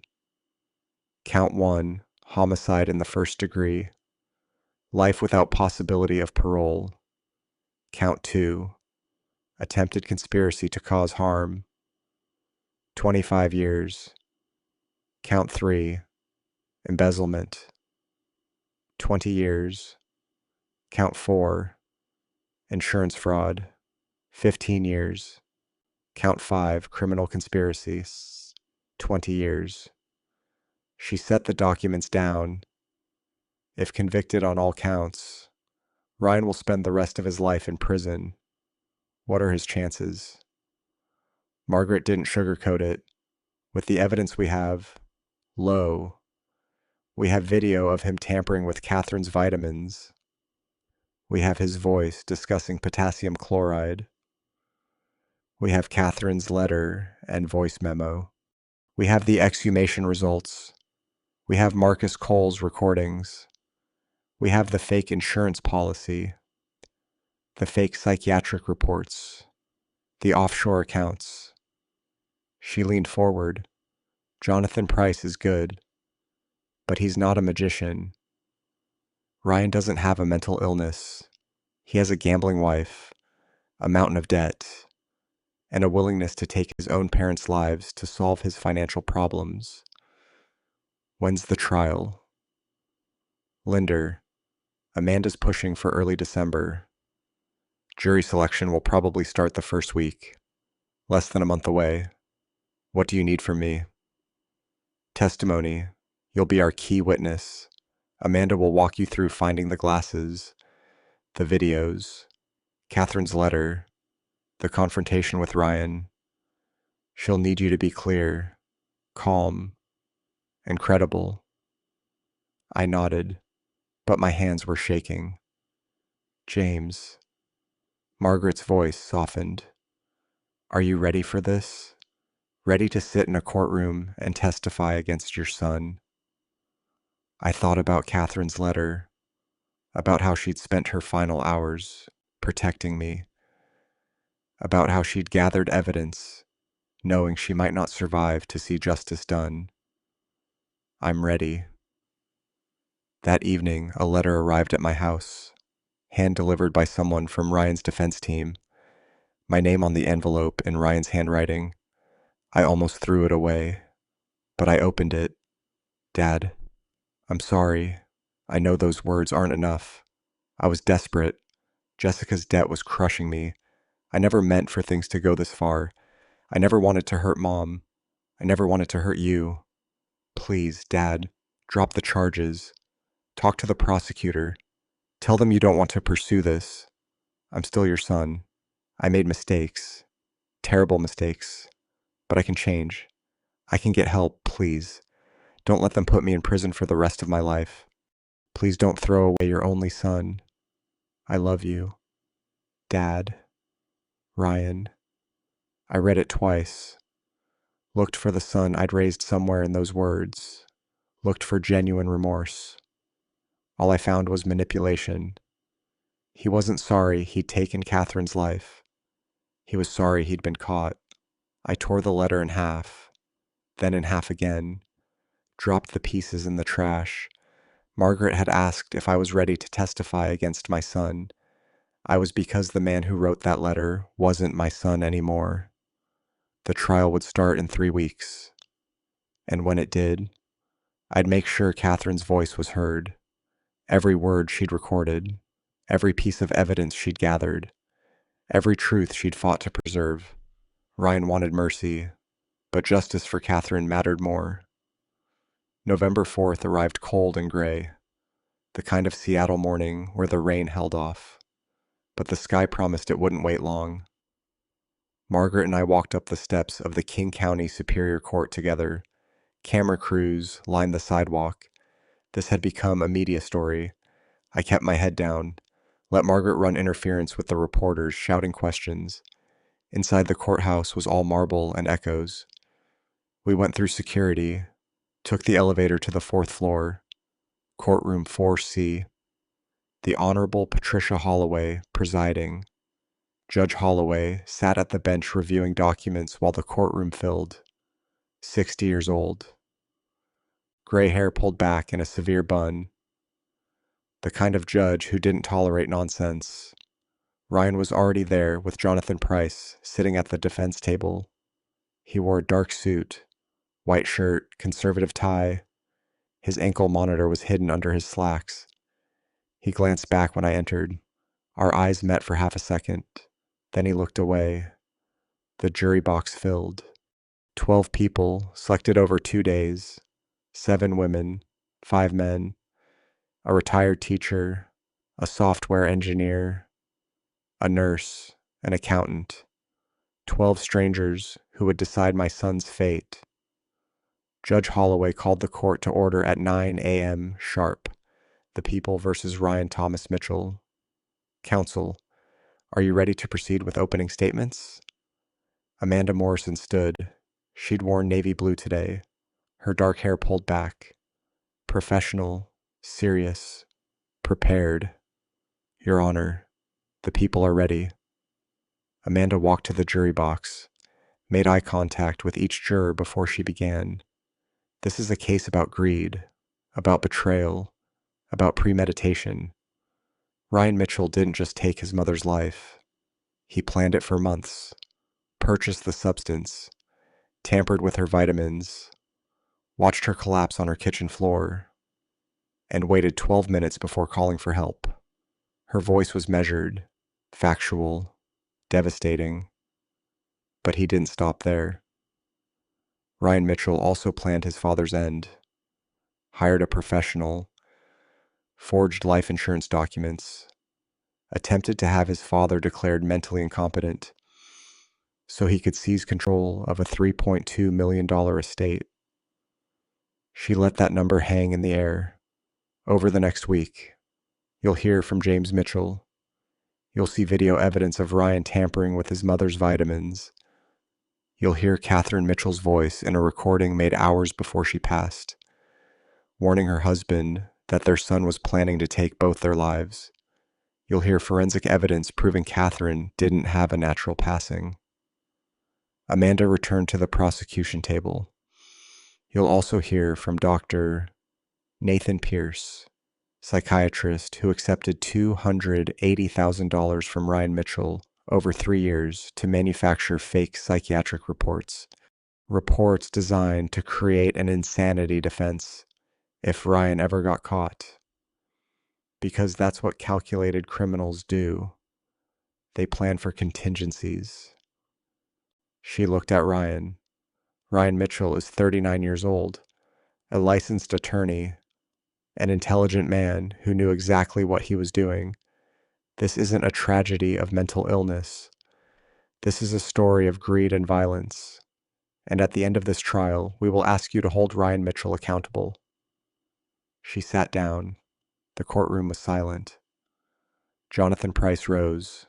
He dressed more casually, gray suit, no tie. He smiled sadly at the jury. Ladies and gentlemen, what you're about to hear is indeed a tragedy, but it's not the tragedy Ms. Morrison just described. This is a tragedy of a family destroyed by mental illness. He walked slowly toward the jury box. Ryan Mitchell loved his mother, loved his father, but over the past 3 years, Ryan has been suffering from an undiagnosed dissociative disorder, a mental condition that causes breaks from reality, impaired judgment. Dr. Pierce evaluated Ryan and documented these symptoms. Someone in the jury box shifted uncomfortably. Jonathan kept going, but it was a weak opening. The fake psychiatric reports had destroyed any credibility the insanity defense might have had.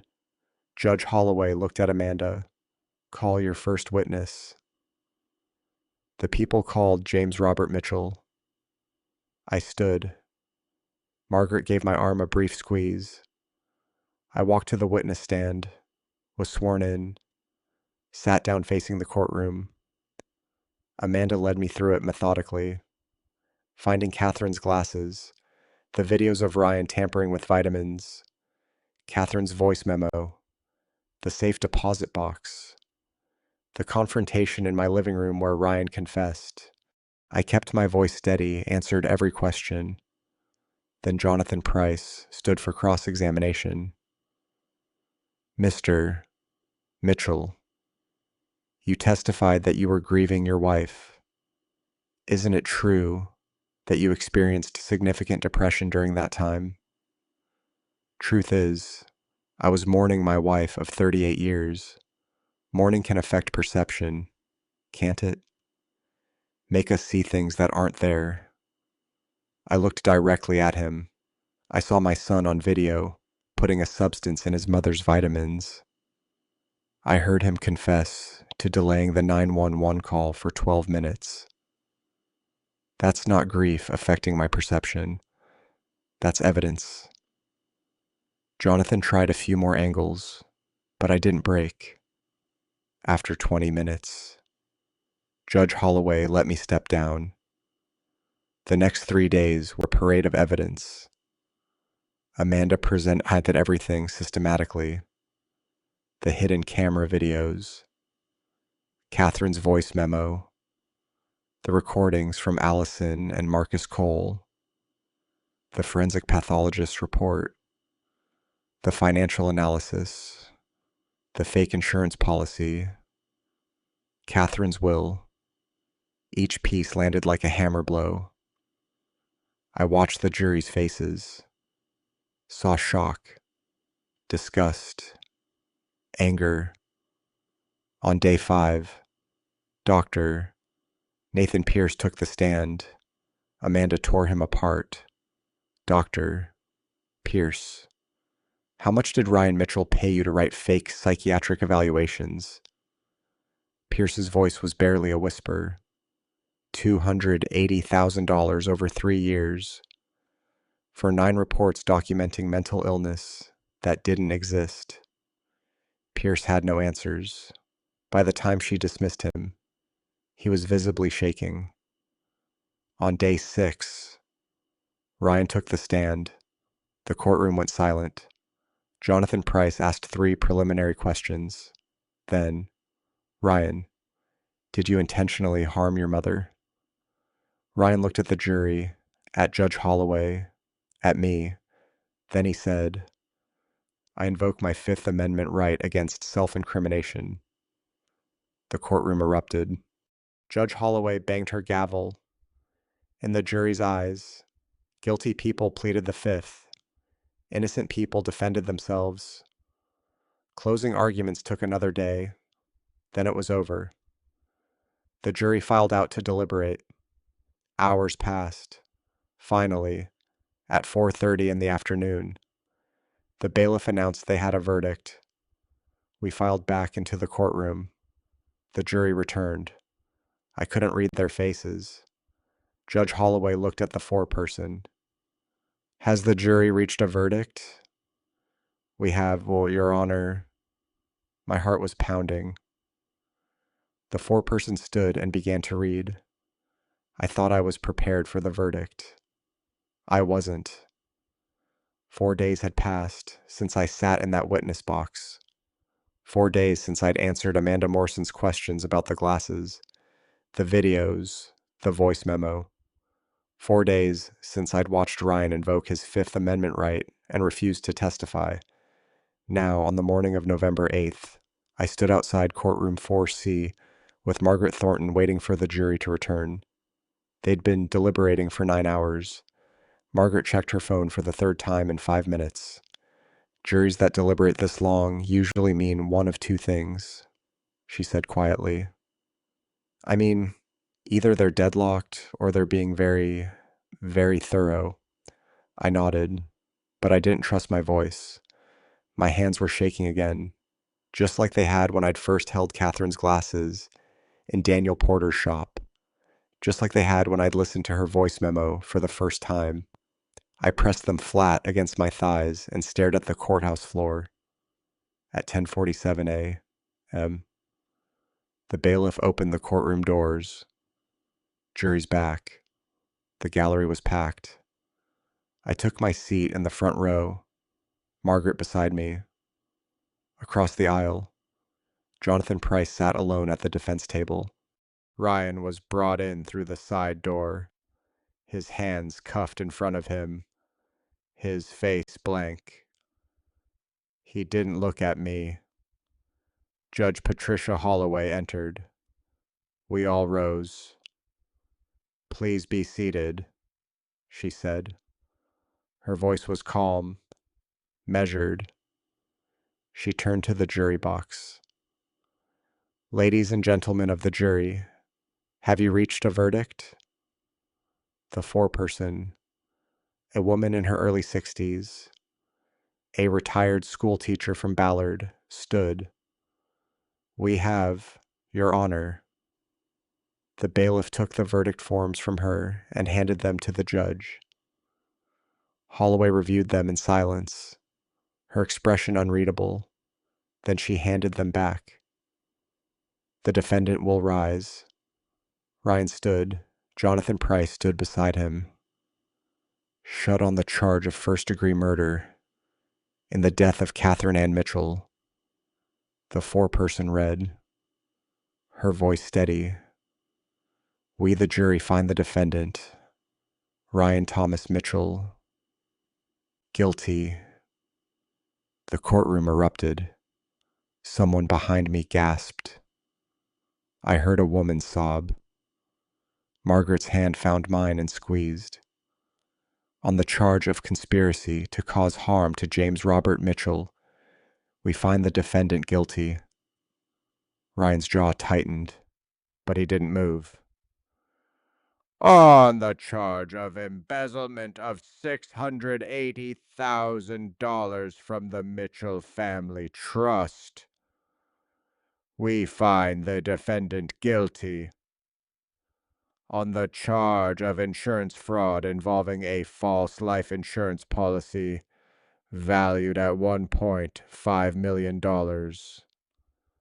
We find the defendant guilty on the charge of criminal conspiracy in hiring Marcus Andrew Cole.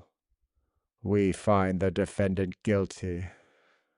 Judge Holloway waited until the courtroom quieted. Mr. Mitchell, you have been found guilty on all 5 counts. Sentencing is set for November 22nd, 2024 at 9 a.m. Bailiff, remand the defendant. Ryan turned his head just slightly and looked at me for the first time since the verdict. His eyes were empty. Then he was led away. Outside the courthouse, Margaret read a brief statement to the press. I stood beside her, hands in my pockets, squinting against the November sun. Catherine Mitchell spent the final hours of her life gathering evidence to protect her husband and expose a terrible scheme. Margaret said, "Today, justice was served not because of the legal system alone, but Clear's throat, because she refused to let fear silence her. We honor her courage, and we hope this verdict brings some measure of peace to her family." A reporter called out, "Mr. Mitchell, do you have anything to say?" I shook my head. Margaret guided me toward her car. The courtroom was quieter this time. No cameras inside, no crowd in the gallery, just me, Margaret Amanda Morrison, Jonathan Price, and a handful of court staff. Judge Holloway reviewed the pre-sentence report in silence. Then she looked up. "Mr. Mitchell, you have been convicted of first-degree murder, conspiracy, embezzlement, fraud, and criminal conspiracy. The law allows me to impose a sentence that reflects the gravity of these offenses and the harm you have caused." She paused. "For the murder of Catherine Ann Mitchell, I sentence you to life in prison without the possibility of parole. For each of the remaining 4 counts, I sentence you to 25 years to be served concurrently with the life sentence." Ryan stood perfectly still. "Do you wish to make a statement?" the judge asked. He shook his head. "Then this court is adjourned." The visitation room smelled like disinfectant and stale coffee. I sat on a metal stool, staring at the plexiglass partition, waiting. A guard led Ryan to the opposite side. He picked up the telephone handset. I picked up mine. For a long moment, neither of us spoke. "And you came," he said finally. I came to say goodbye." I replied. He looked older, thinner. His prison jumpsuit hung loose on his shoulders. "I didn't mean for it to go this far," he said. I needed the money. Jessica's family, the casino, the debt. It was crushing us. And Mom found out. She was going to cut me off. Dad, I panicked. You put a harmful substance in her vitamins." I said quietly, "You watched her collapse. You waited 12 minutes before calling for help." His eyes flickered. "I know. And you plan to do the same to me." He didn't answer. I set the phone down on the counter, stood up, and walked toward the exit. "Dad." I didn't look back. I drove home in silence. In my rearview mirror, the barbed wire fence of the penitentiary grew smaller and smaller until it disappeared. I didn't cry. Catherine had fought for the facts in her final hours. She'd left me a map, a warning, a will. She'd made sure I wouldn't become the next name on Ryan's list. And now justice was done. The apartment was quiet in a way the old house never was.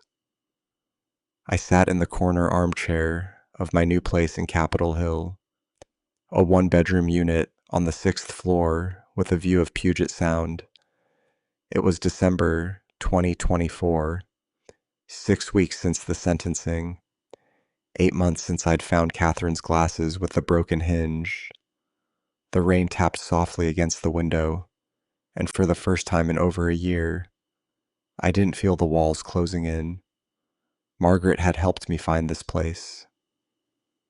"You need a fresh start, James," she'd said. "Somewhere Catherine's memory can rest without haunting you." She was right.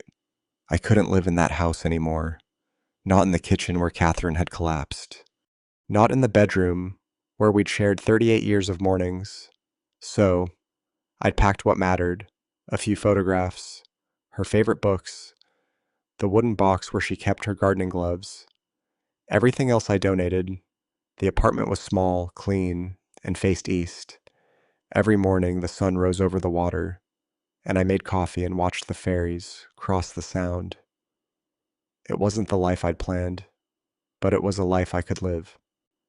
Margaret called me on a Tuesday afternoon in March 2025. "James, I need to tell you something," she said. Her voice was careful, the way it always was when she had bad news. "What is it?" "It's Jessica. She had a severe reaction to medication at Evergreen Rehabilitation Center last week. She's alive, but the doctors say the brain damage is permanent. Short-term memory loss, cognitive impairment. She'll need lifelong medical care." I closed my eyes. I should have felt something: anger, pity, satisfaction, but all I felt was a dull, hollow sadness. "Her family is arranging long-term care," Margaret continued. "They asked if you'd be willing to visit." "No," I said quietly. "Sabrina, she helped him plan it. Margaret, she knew what Ryan was going to do, and she said nothing. I'm not going to sit by her bedside and pretend that didn't happen." Margaret was silent for a moment. "I understand." After we hung up, I stood by the window for a long time watching the rain. Jessica would spend the rest of her life in a fog, unable to remember what she'd done or why, and I would spend the rest of mine trying to forget. On a bright Thursday morning in May, I drove to the offices of Patterson and Marks in Pioneer Square. Helen Patterson, the attorney who'd notarized Catherine's final will, greeted me in the conference room. "Mr. Mitchell," she said warmly. "It's time." She opened a folder and slid a document across the table. "Execution of the last will and testament of Catherine Ann Mitchell. 95% of Catherine's estate, $2.7 million, was transferred to the Family Justice Foundation, a nonprofit that provided free legal aid to elderly victims of financial abuse. The foundation would like to create a new initiative in Catherine's name," Helen said. "The Catherine Mitchell Elder Protection Initiative. It will fund legal clinics, emergency intervention, and educational workshops for seniors and their families." I nodded, my throat tight. She would have loved that. 2 weeks later, I attended the launch event at the Seattle Public Library. A small plaque was unveiled in the foundation's lobby, engraved with Catherine's name and the dates of her life. A dozen elderly clients stood in the audience, people who'd been helped by the program in its first month. One woman, a grandmother in her 70s, approached me afterward. "Your wife saved my house," she said, tears in her eyes. "My son was stealing from me, and I didn't know where to turn. The clinic helped me stop him."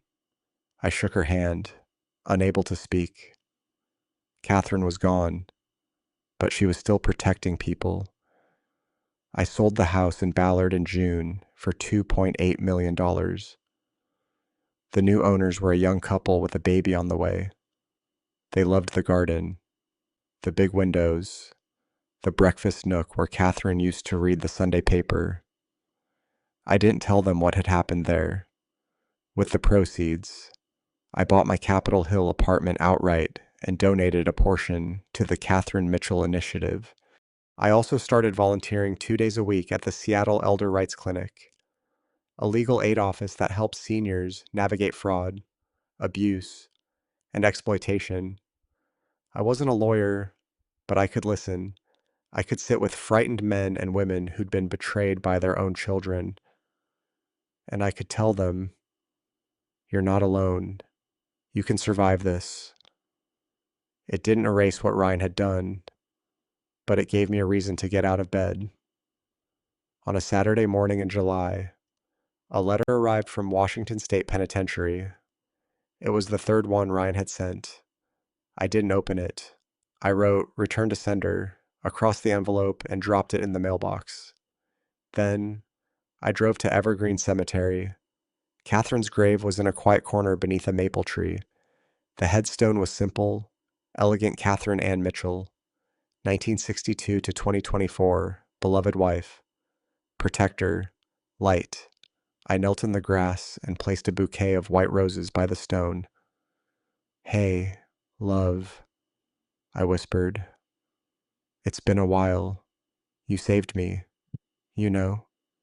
You left me everything I needed to survive, and now I'm going to help other people the way you helped me." I stayed for a long time, just sitting in the grass, feeling the sun on my face. That afternoon, I walked to Volunteer Park and sat on a bench overlooking the reservoir. A couple in their 70s strolled past holding hands. The woman laughed at something her husband said, and he kissed her forehead. I smiled, really smiled for the first time in a year. I pulled out my phone and scrolled to a photo I'd saved Catherine in our garden. Her hands covered in dirt, her face bright with joy. I set it as my wallpaper. I didn't need justice anymore. I needed to live for her. So here I am sitting in my Capitol Hill apartment, looking at Catherine's photo on my phone screen. If you're listening to this family story, let me leave you with something I wish someone had told me years ago. Pay attention. Pay attention to the people you love, especially when they're silent. Catherine tried to protect me alone because she thought I couldn't handle the weight. I wish I'd seen her fear before it was too late. God gives us instincts for a reason. When something feels wrong in your family story, don't ignore it. Don't wait for proof. Talk. Ask. Listen. This dad revenge tale isn't one I'm proud of. I didn't plan it. I didn't want it. But when your child crosses a line you never imagined they'd approach, you're left with an impossible choice. Protect yourself or protect the lie. I chose survival. Some call that dad revenge. I call it staying alive long enough to honor the woman who saved me. Don't become me. Don't let silence poison your home. Don't assume your family story is safe just because everyone's smiling. Ryan smiled at Catherine's funeral while planning my end. Love your children, but keep your eyes open. If this dad revenge journey resonates with you, or if you've faced betrayal in your own family story, share your thoughts below.